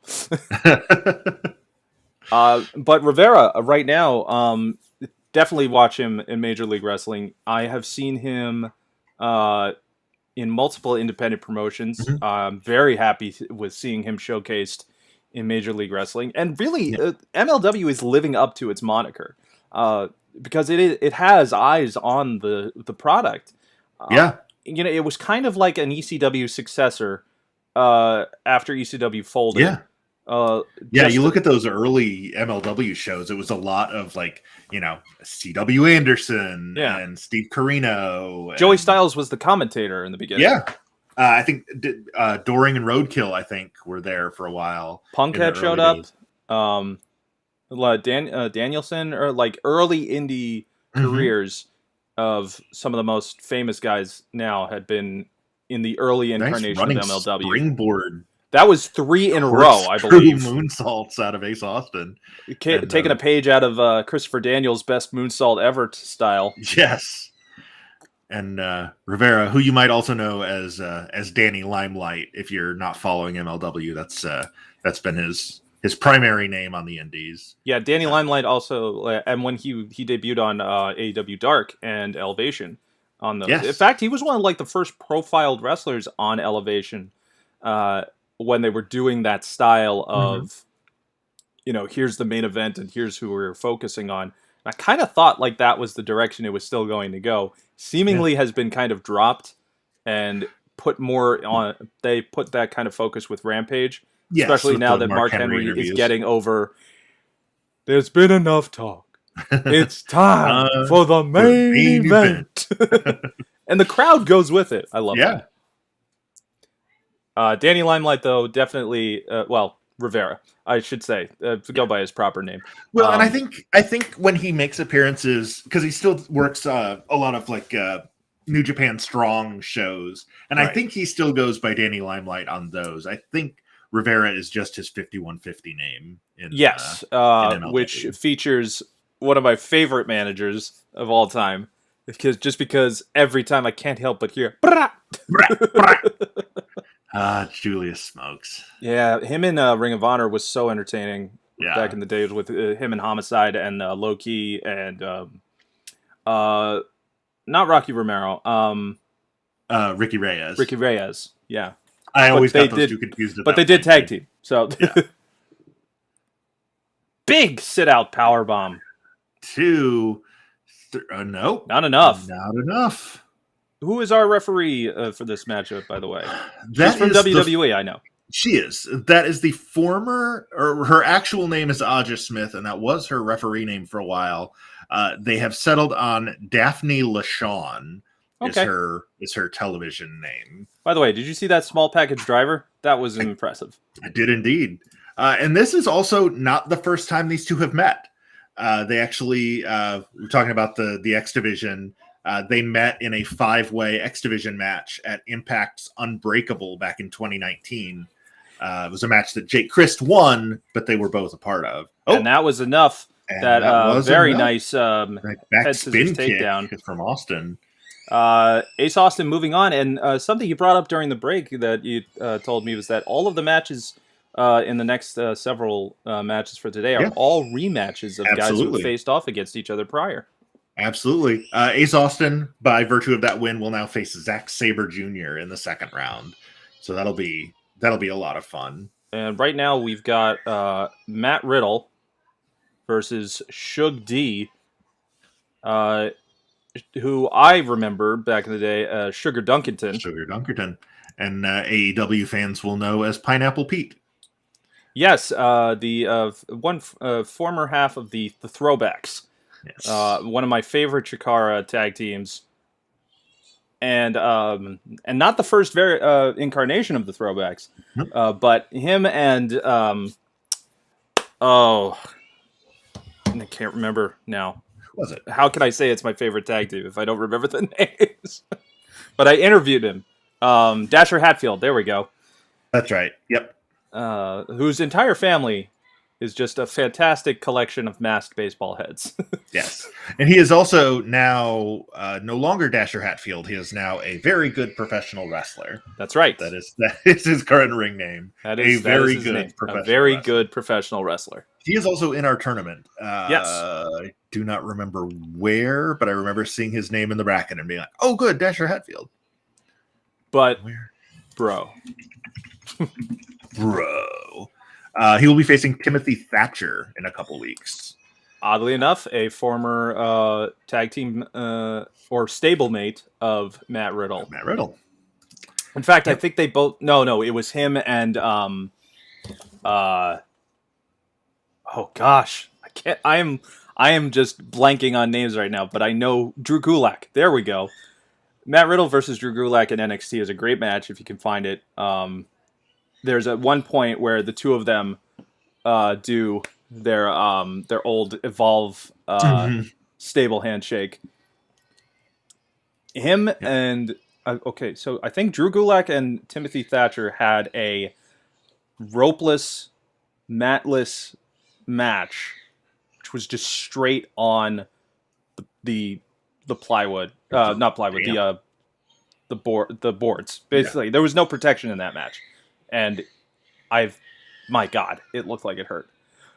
Matt Riddle in Evolve is real, like an example of a guy who, again, is able to take a character, get it over, but still be a really prolific wrestler. So you have a lot under their belt. He knows how to entertain. He was a great in tag team with Pete Dunne. His NXT run was really good. Yeah. And then for some reason, he's just Riddle. Well, I mean, there's got to be another Matt on the roster somewhere, right? What is it with first names that, or just dropped last names? Like, why do they have to be a single name?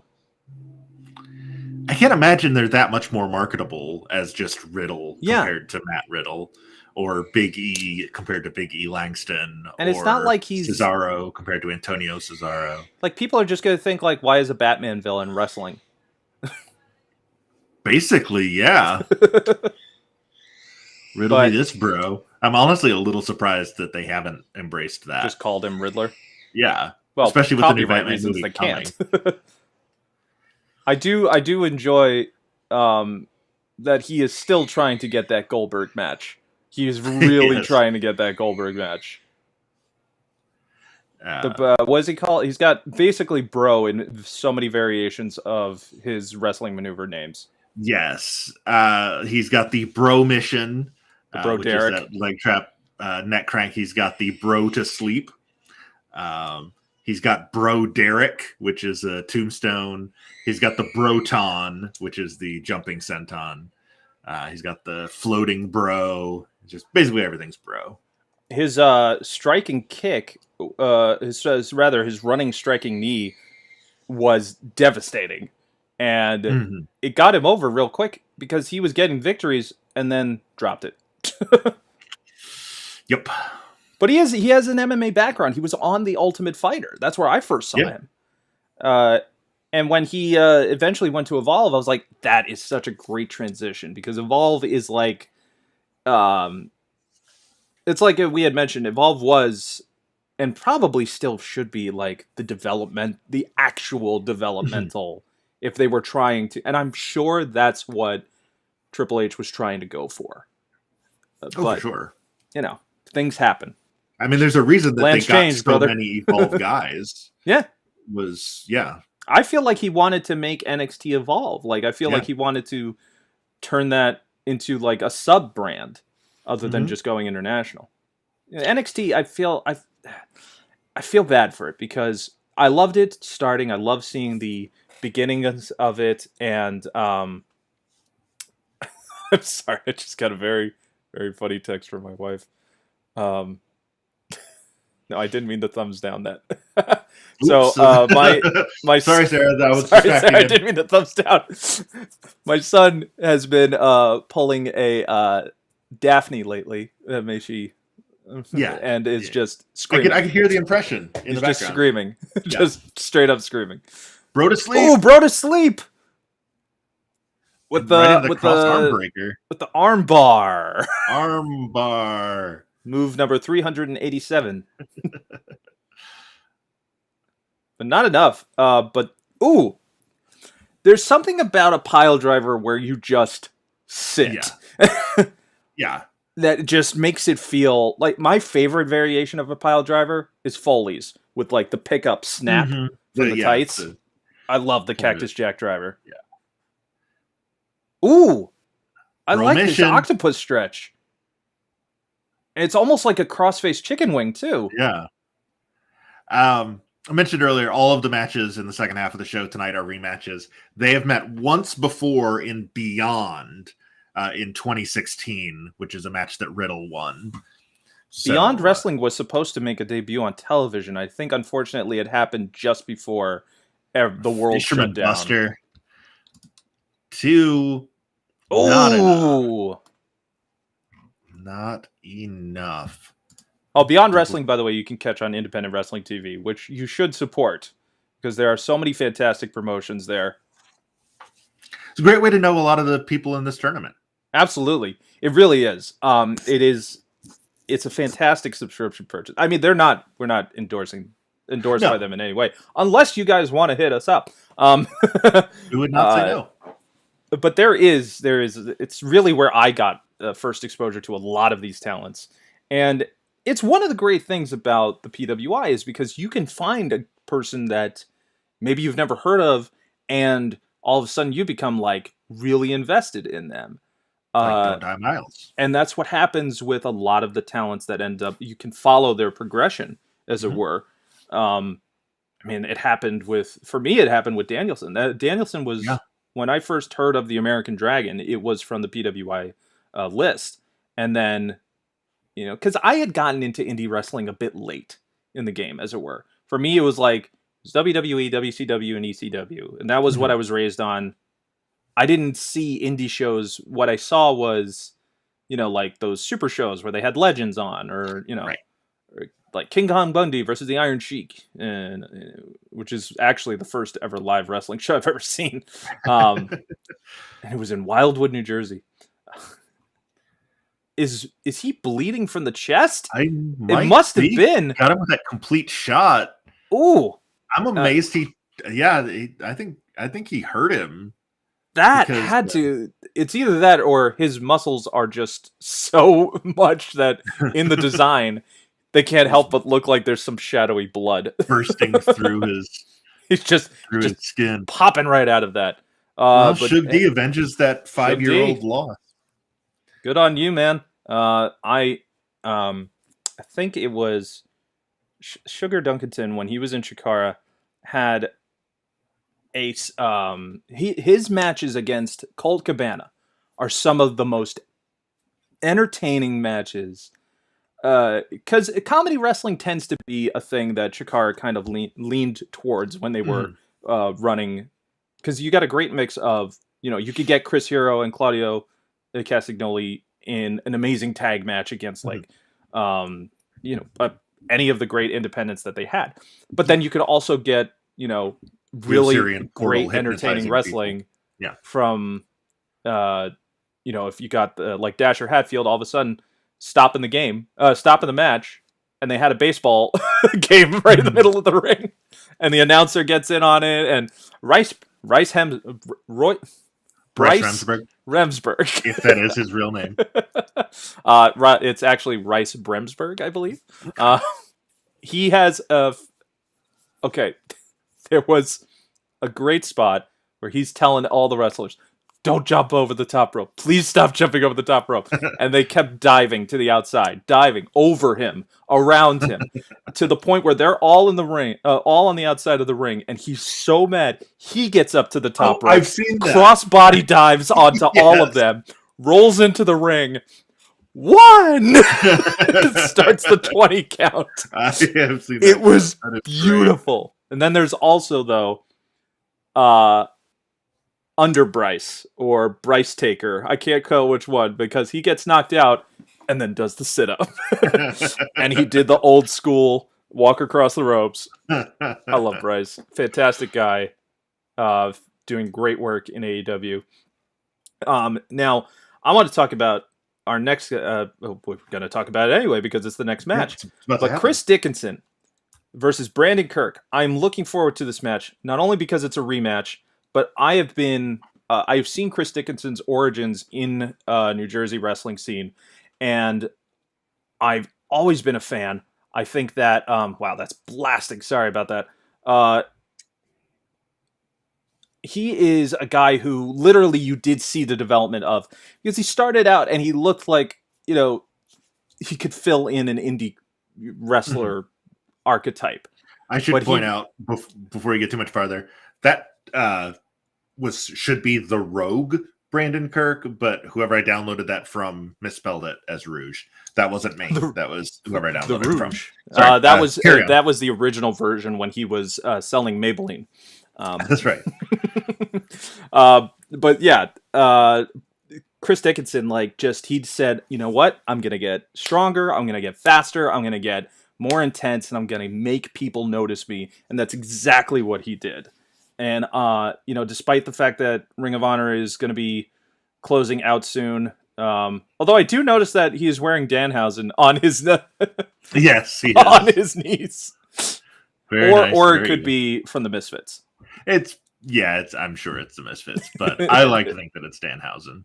Well, sometimes wrestlers like to support each other's products. Brandon Verk is wearing a Los Ingobernadores shirt.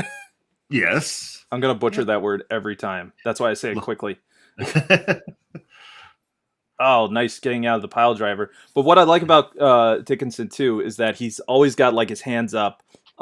He's just, the guy looks like that guy in the bar who was kind of looking for the fight. Like he wants someone to knock into him and spill his drink. Yeah. It's a good vibe, but it's like, I don't want to mess with him. No. You can go about your business. Yeah. Sorry, sir. I'm going to leave. I'm going to go home. My night is over. I didn't mean anything by it. You're a tough guy when you've got a signature move called the Pazuzu Bomb. You name your move after the demon from The Exorcist. Or he's a Futurama fan. That's possible. But considering he also has a move called the Brain Eater, I suspect it's probably the former more so than the latter. Man, Chris Dickinson. Here's a guy also starting to go into John Madden territory. Here's a guy who, when he wrestles, he tries to win. And whoever the first guy to get pinfall is, that's usually your winner. But he has made a return to the returning Jersey Championship Wrestling because he's also been a main player in Game Changer Wrestling. And, he started out just with a backyard and a dream.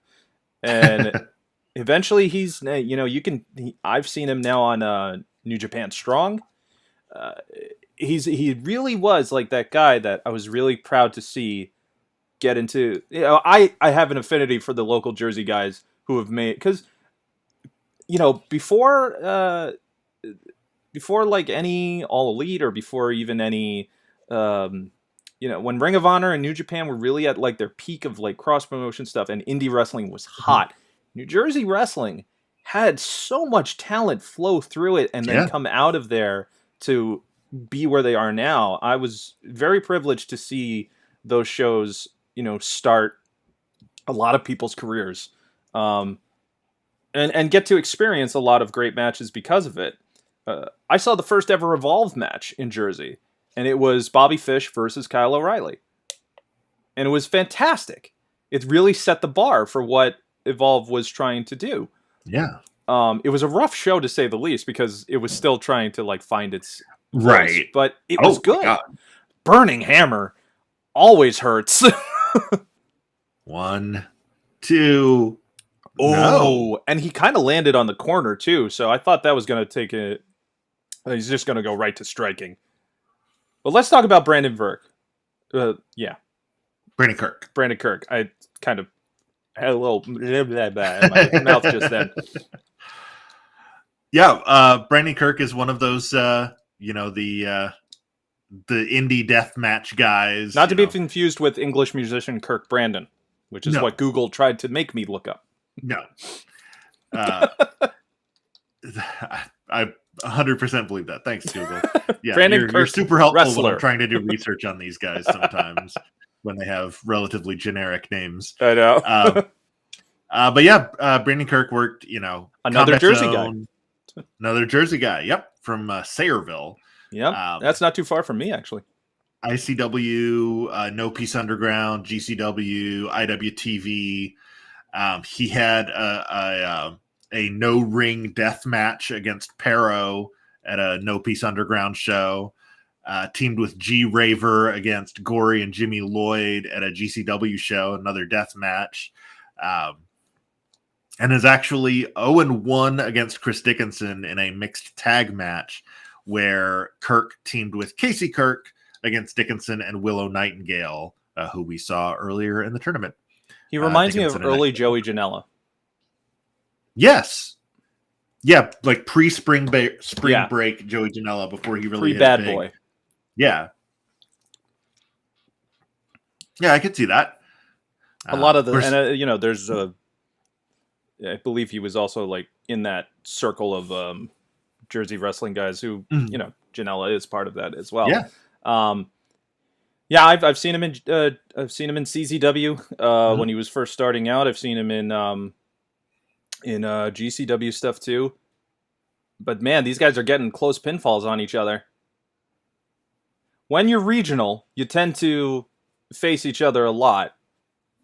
Back like in the territory days, people would go up and down each state and just be like, well, I beat you here, so I'm going to beat you over there too.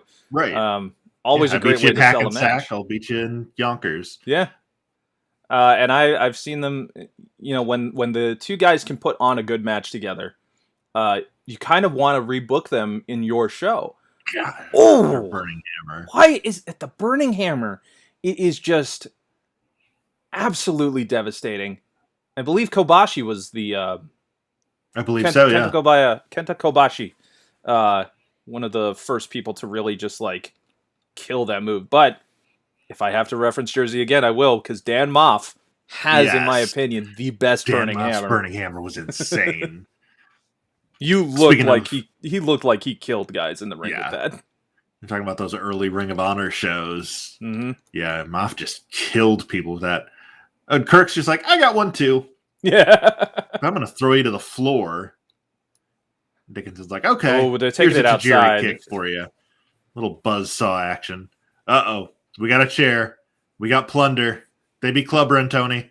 Oh, boy. Okay, we're getting into GCW territory. There we go. Right in the face. PWS. PWS. PWS. One day that will get chanted. I dare you. I see a future where eventually we do a special live show, but miss that big elbow drop. Dickinson that's going to hurt. Calling for the finish. Telling you, man. PWS IRL is going to be one day a thing. Very excited for that. Give it time. Someday. By the way, did you know that the Burning Hammer is banned in the WWE? I didn't, but I believe it. Because of Tyler Rex. Ah. He used the move on John Cena. Or rather, excuse me, he got into an argument with John Cena, who said, apparently, don't use that move, because that's it's kind of my thing. Yeah. And in my head, I'm like, they're two completely different moves. It's not at all that. Two completely different moves. Granted, you do have a risk of injuring someone more with a Burning Hammer than you do an AA. And we should point out, Tyler Rex was their ring name at the time. Of course, now they transitioned and they're Gabby Tuft. But just for clarification's sake, at the time, Tyler Rex was the ring name they were using. Yes. Just for clarification's sake, in case there was anybody that didn't know. Tyler Rex, though, the same person. The former Tyler Rex, Gabby Tuft, living her best life. Yeah, absolutely. Embracing her true self, which is always admirable. We've seen it with Nyla Rose, Edith Surreal. It's great to see, it's great and that's what was great about this generation of wrestlers. is that there is just in a time where wrestling used to be the most exclusive thing. I mean, it's where the phrase "protecting the business" comes from, because there were guys who would just make sure, listen, I don't want some scrub coming in here trying to learn what I do and make us all look bad. Yep. So that's why they would break Another people's arms. Falcon Arrow from Dickinson. Oh, that did it. And I think he landed him on the chair too. I think he did as well. I think measure. his lower back hit that chair leg on the way down.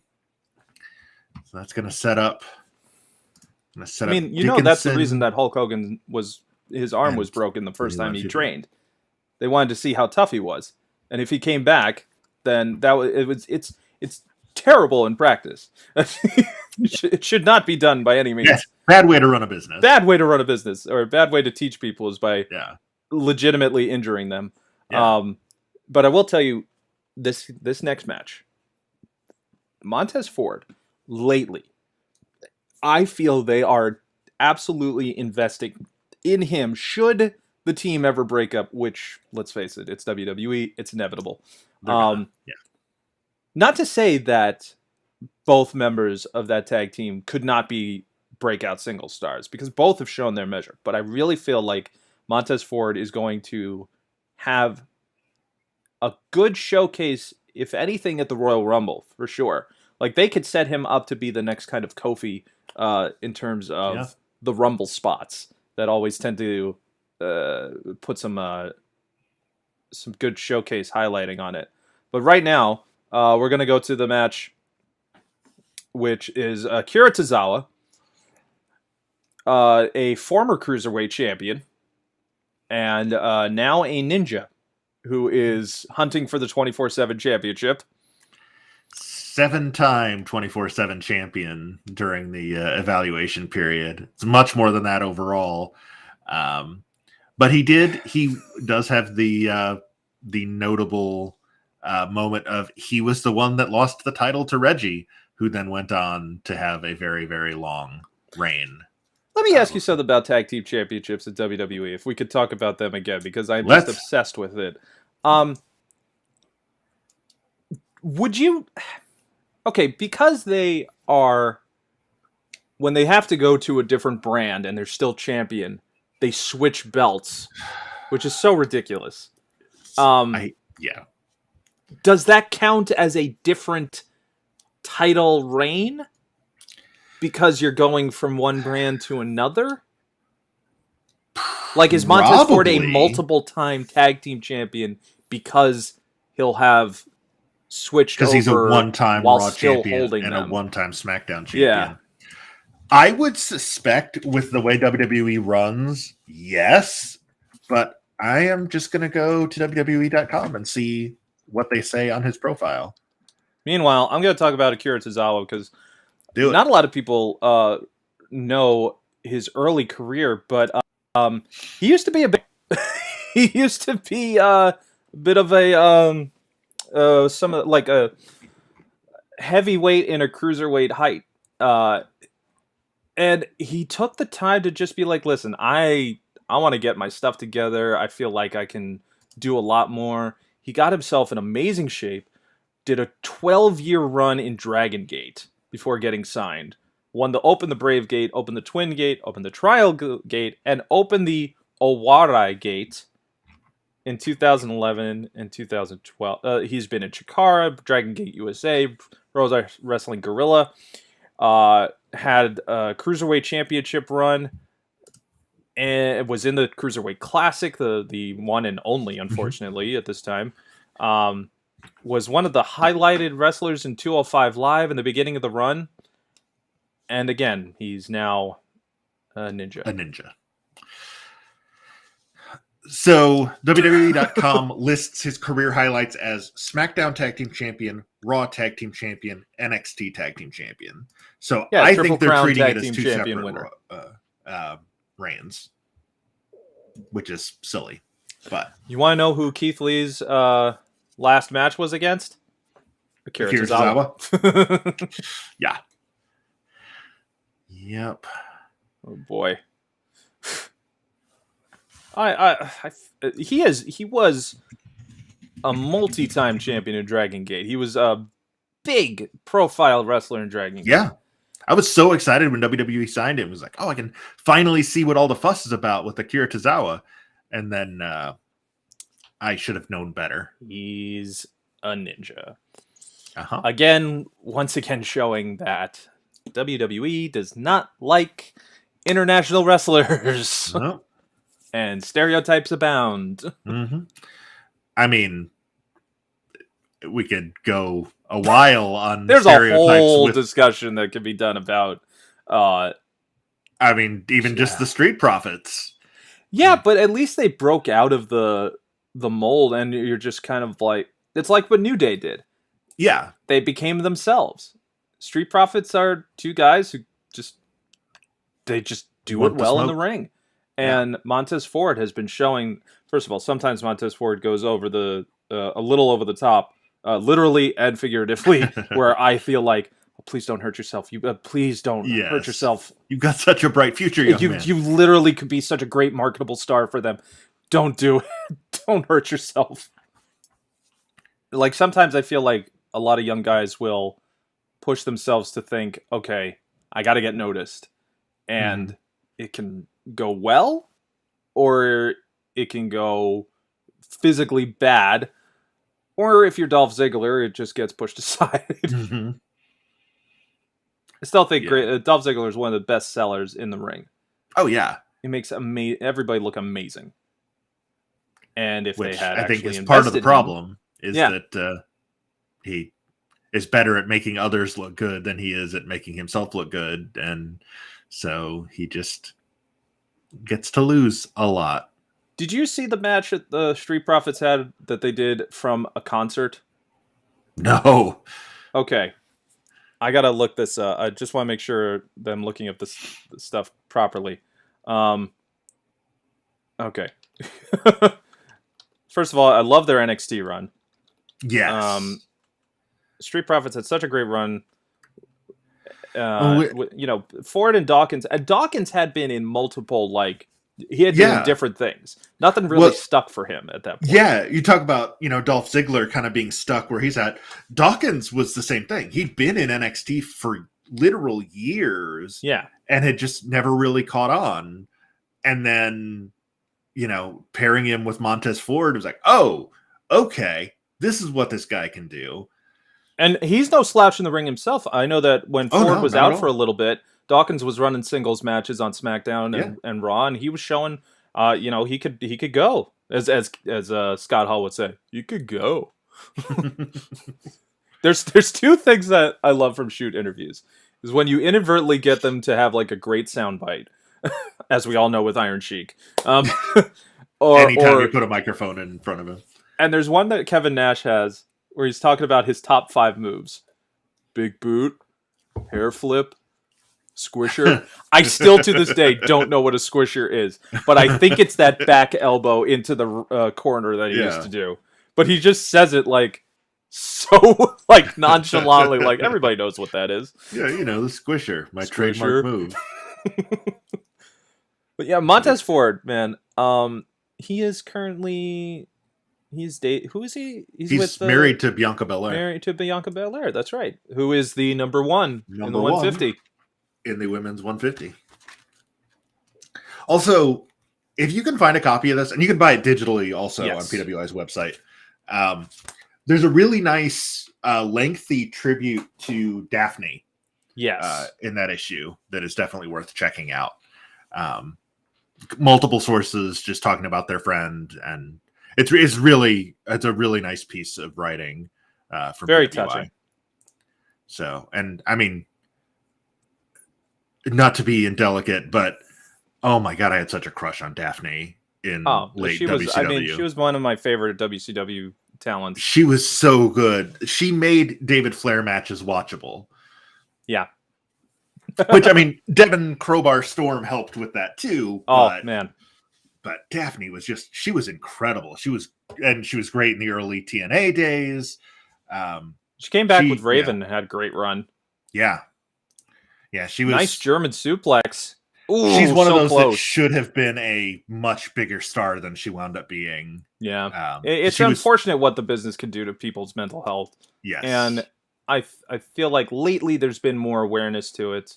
I Mhm. hope that it continues because that's as important as physical health. Absolutely. Going back up for that frog splash. That's the He second or third oh time he's done it across his back. Ford has one of the best frog splashes. The height that he Absolutely. gets, and it was And that's enough. enough. My goodness, I want you to listen to these tag teams that he's faced off against, and tell me what the common thread is. Um, so they had great matches against um, uh, Undisputed Era, Mhm. Authors of Pain. Uh-huh. Uh, who else? The Ely twins, I guess. Uh, Okay. Yeah, I remember them. Tino Sabatelli. Uh, And Madcap Moss. Madcap Moss. What's the thread? Oh, nearly all of them are fired. Uh-huh. Yeah. Yeah. Oh boy. There's Oh, that. not to mention the Forgotten Sons, who which is a terrible tag name because Because, you yeah, forget them. you forgot. Yeah. Any gimmick that, let me rephrase that. Has there ever been a successful run that came out of, we've been overlooked, people think we're a joke? Right. Has anyone ever actually gotten that over? I don't think so because uh, you're already ingratiating into the fan's mind. You should Yeah, not care about these people. that's right. That's right. Because in a kayfabe business, they're not being overlooked by the bookers. They're being overlooked because they lose all the time. Yeah. And if you lose all the time, that means you suck. And if you suck, why do I care Why do about I care you? about you? Yeah. It's Unless you actually make the loss matter in a way that right. actually tells a story. Right. Um, It's bad booking. just bad By the booking. Yeah. way, Montez Ford is now 2-0 against Akira Tozawa, One picking day, up the Akira. singles One day. victory. And they had met once before in an 8-man tag match where Montez, Angelo Dawkins, and the Viking Raiders beat Tozawa. And you know who his 3 partners were? I know one of them was almost They at were one all point. ninjas. Yeah. Yeah. All It was ninjas. Akira Tozawa and 3 ninjas. That was on an episode of Raw last June. That was the second ever meeting between Montez Ford and Akira Tozawa. Montez Ford is now 2-0. Our next match, however, is Features the both two former Ring of Honor champions in their respective yes. divisions. This will One be of the which, 19th meeting between these two. no kidding. No kidding. A lot of tag matches, of course. Actually, Yes. entirely tag matches because When Matt Taven was part of the Kingdom, yes, indeed. which is he's currently in OGK, the OG Kingdom, with Yes. Mr. Matt Bennett, or as Mike WWE Bennett. would say, Mike Kanellis, because emasculating nothing. someone is funny to Vince.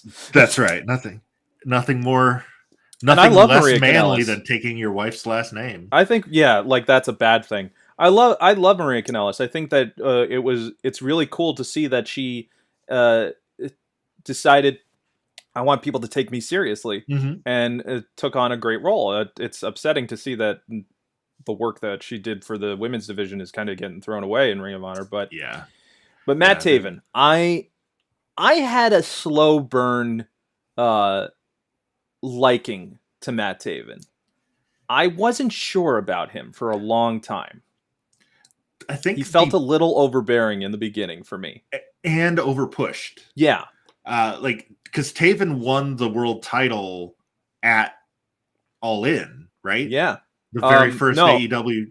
Wait. No? I thought he won it at the New Japan crossover show. It was the New Japan Madison show. Square You're Garden. right. Yeah. You're right. He defended it at All In against a bunch of like much bigger stars, and people were like, "Wait, who is this guy? Why is he beating Jay Lethal and whoever else was in that match?" Like maybe. All right, I'm gonna pull up that card. And the thing is, it's not a lack of talent, but it was more like lack of exposure outside of Ring of Honor, right? That didn't help him. but I'm a big fan now. Like I think Matt Taven is a fantastic talent. When you have a catchphrase that's basically your name, worked for Dolph Ziggler, and it's Uh-huh. working for Matt Taven because he's Matt Taven and he will tell you. It wasn't Paul Lynn. But Believe to make it's that. rare that we have obviously prolific tag team champions and tag team members. You'll see them in singles matches. I mean, the Bucks don't like to wrestle singles matches, No, and pretty much refuse to a majority of the time. But this is a rare instance here. It's because we can make it happen. absolutely. Yeah. So I mentioned earlier they've faced off 18 times in the past. Every single one of them was at least a tag match, many of them including several partners. Let me can find a more. Where do you see Matt Taven going after Ring of Honor? I don't know. Where would you Taven is fit one of the him in? ones I'm really unsure about. I could see him. I honestly I can't see him in either of the big two yet.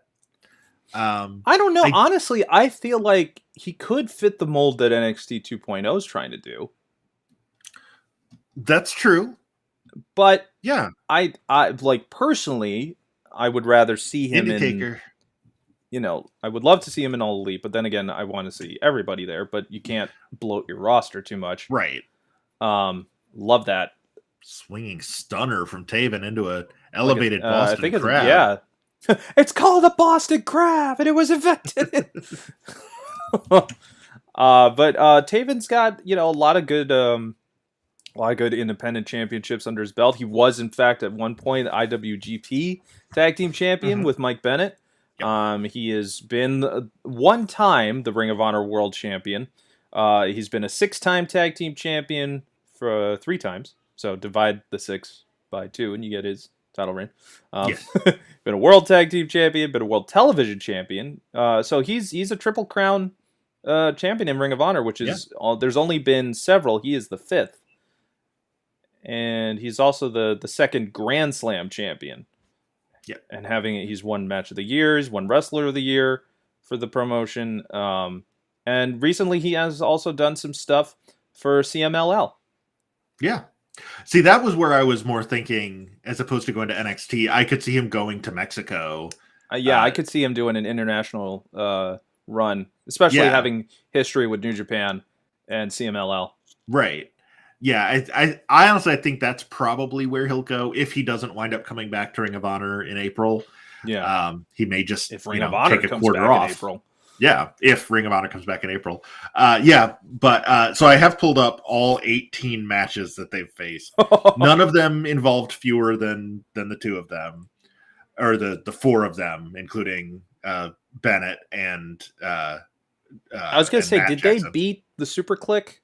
Or for the tag team champions, for the 6-man belts. Yeah, I think, but that was Hangman and it was Cody and the Bucks. Oh, it was Cody. Okay. Yep.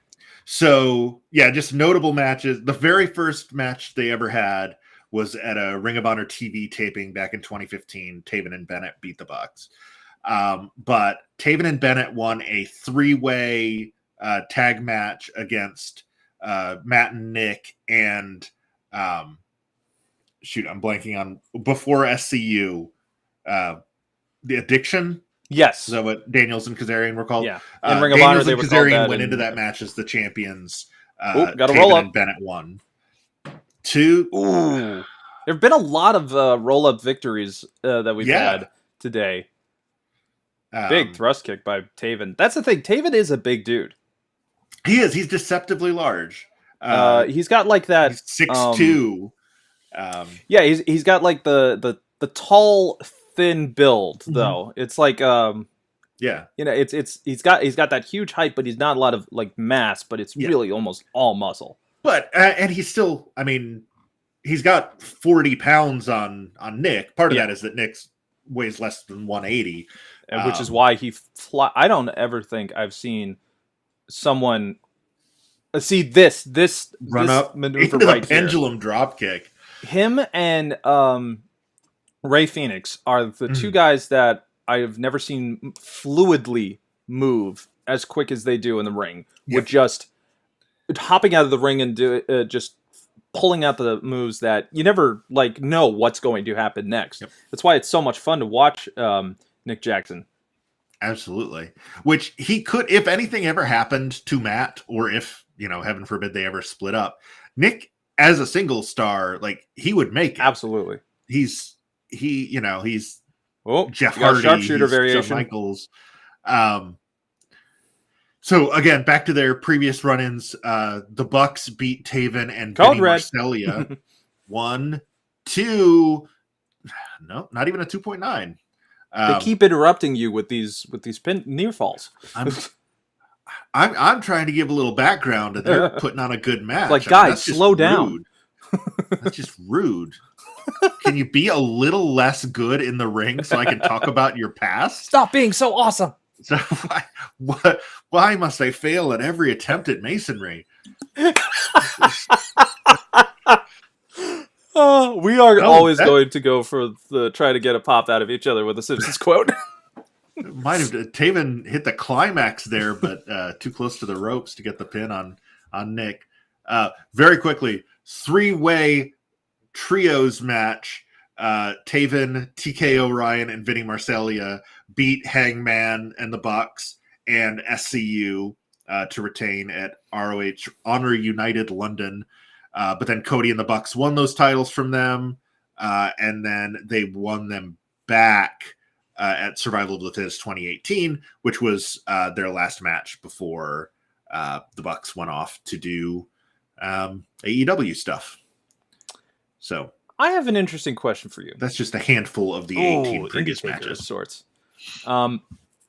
If the Bucks, Cody, Cole, Kenny,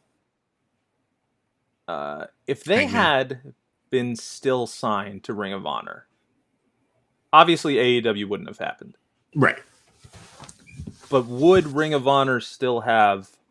I mean, obviously the pandemic changed so much for them, especially they're not, they don't have a Khan family funding backing them. And Sinclair Broadcasting, as big as a network as it is, it's not like it's ABC or, ESPN funding it, both owned by Disney, coincidentally. So it's hard to say, but, factors aside, the Elite being in Ring of Honor really would have... It changed a lot for wrestling. Absolutely. I don't necessarily know how much bigger Ring of Honor could have gotten from it, but that's all. It's all speculative at that point, right? Because then you're also taking into account how much the Elite has become the mega stars that they are, because they left Ring of Honor and started AEW. Yeah, and doing their own show by themselves, was the feat you don't hear of. Right. So so it's hard to say whether reversing the power bomb into the Rana. This could be it. 2, not enough. Is that Mike Keener? It is Scott Armstrong. Scott Armstrong, okay. Ooh, spinning back kick from Taven. And Taven's got those long legs, so his kicks and strikes are just so hard hitting, especially with a 6-foot frame. Super kick party. Give me a lever long enough, I can move the world. Taven just swinging those tree trunks into Nick Jackson's face. Oh, super kick of his Super kick own. Party. Is he going for that frog splash again? No, letting him get to his feet. Missile drop kick. God. Just a kind of a 1-foot swanton from Taven. What do you think is the difference between the swanton and the senton, other than when Jeff Hardy does it? For me, it's the delay. Cazadora into a bulldog. For me, it's the delay on the flip is what makes one a swanton compared to and a front face climax from Taven right on the logo. 2, 3. There you go. Taven climbs to 8 and 11 against Nick Jackson for his career. Matt Taven, the former Ring of Honor champion, getting a win up on former tag team champion. And folks, that has been our 10 matches of the day for this episode of Pro Wrestling Simulated. let us take a look now at where we're going to be going on with our bracket. Yes. So based on today's action, we now know Ace Austin is going to be against Zack Sabre Jr., Trey Miguel against Cole Radrick, Chris Dickinson against Leon Ruff, Montez Ford against Matt Taven, Mansoor against Shug D. Those will all be second round matches. Those will all be several of those will be really good. But next week, because it is our 10th episode, we are going to have 11 matches as opposed to the usual 10. Since we're doing every 5 episodes, we're doing 11 matches instead of 10. We've got a bonus match. Yeah. So currently scheduled, card subject to change. Always. Because as I mentioned before, Jason Strife, that match with Evil today, and again, was supposed to happen. Shout out to Jason. Thank you, Jason. Thank you for building yourself. Yes. We are certainly going to be giving you thanks on our media. Most definitely. So if somebody from an earlier match, I'm able to find an edit between now and when I recorded the matches later this week, those matches may happen instead of some of these matches. But currently, these are the 11 matches for next week. Fred Rosser against Too Cold Scorpio. Nice. That's going to be fun. Harashima against the aforementioned Mike Bennett. Okay. Damian Priest against Ren Narita. Ooh. Cash Wheeler from FTR against hashtag Jimmy Lloyd. Bandito against Damo. Ooh. That is a conflict of styles that should be a lot of fun. Big Damo. Ooh.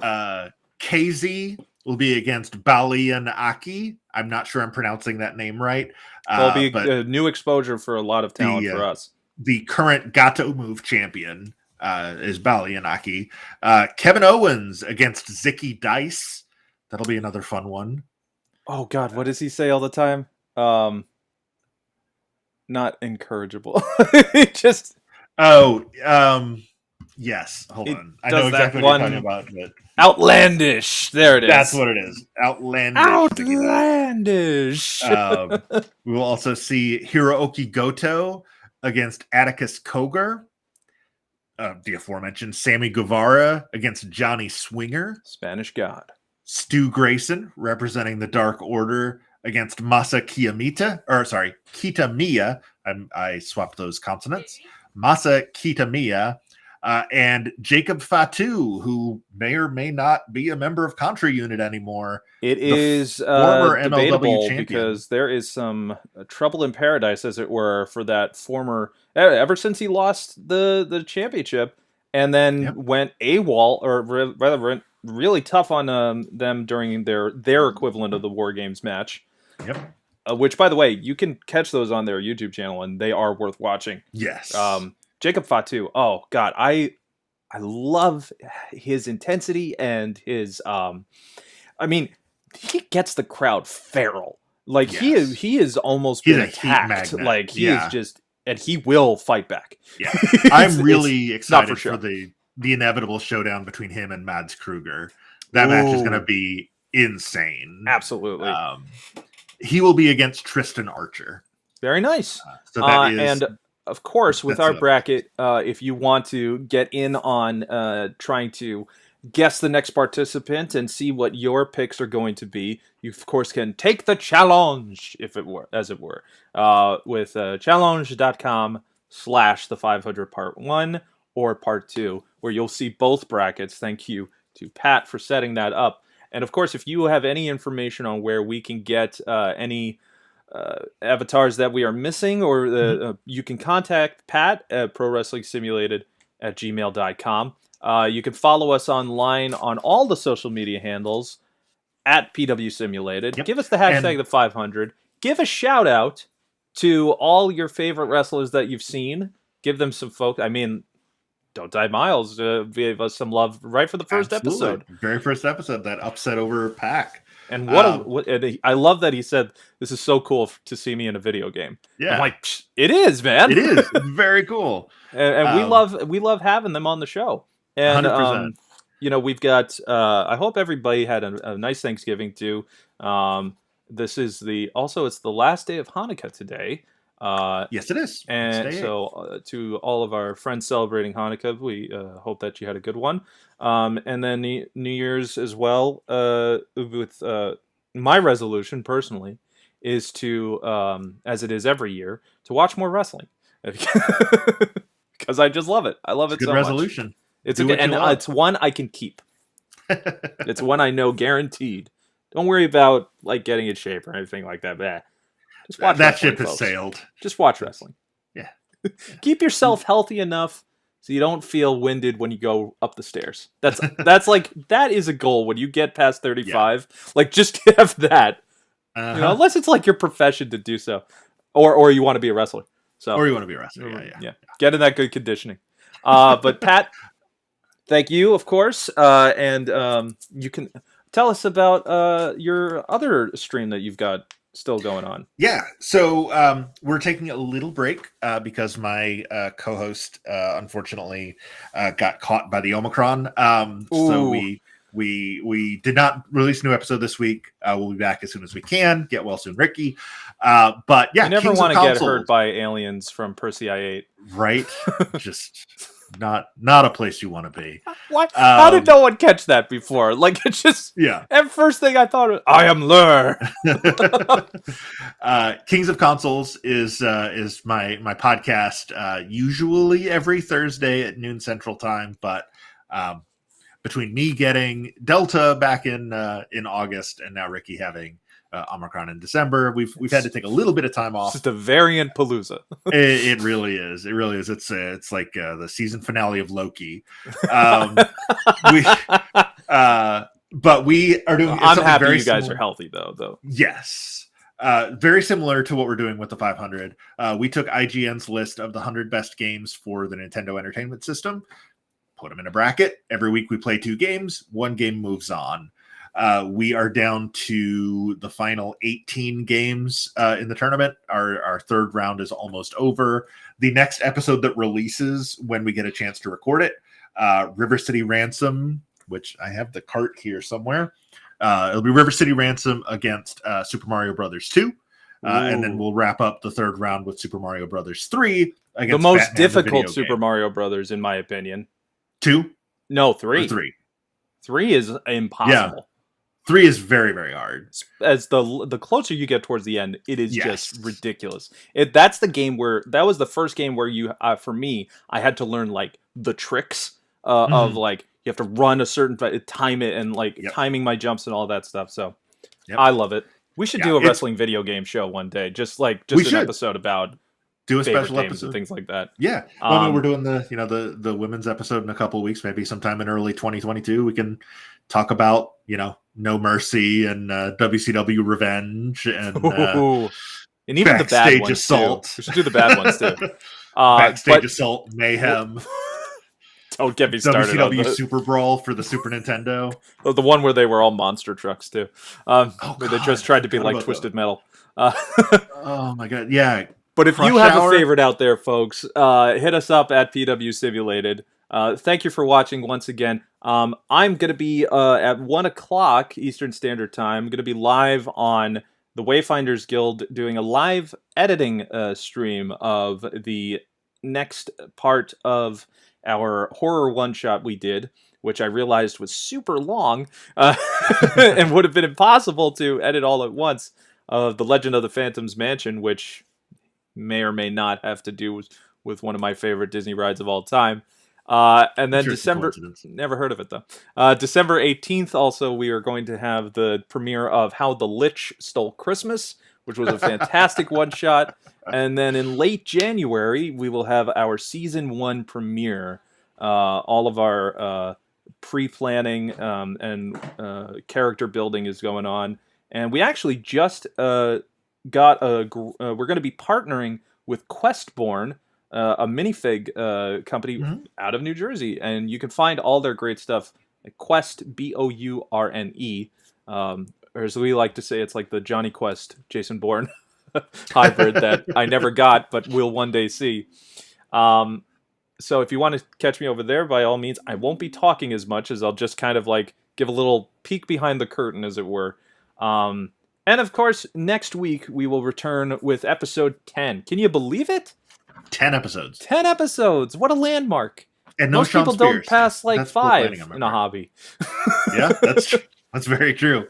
And if you want to see more of the 500, our pinned tweet at PW Simulated on Twitter is the list of all of the wrestlers that we still need edits for. Yes. So if you want to help out the show, add extra matches, because otherwise we're going to have to be like, okay, yeah, at a live event this weekend, QT Right. Marshall fought Jamie Tagatese, and we'll have to flip a coin to pick the winner or something. And of course, all of our matches are we upload everything a week later than after everything airs, so that we can file it nice, put it up nicely up on our YouTube. You can, wherever you are watching this from, Facebook, YouTube, Twitch, we thank you very much, and we will catch you next time. I've been Mike. That's been Pat. This has been Pro Wrestling Simulated, the 500, and we will see you next time.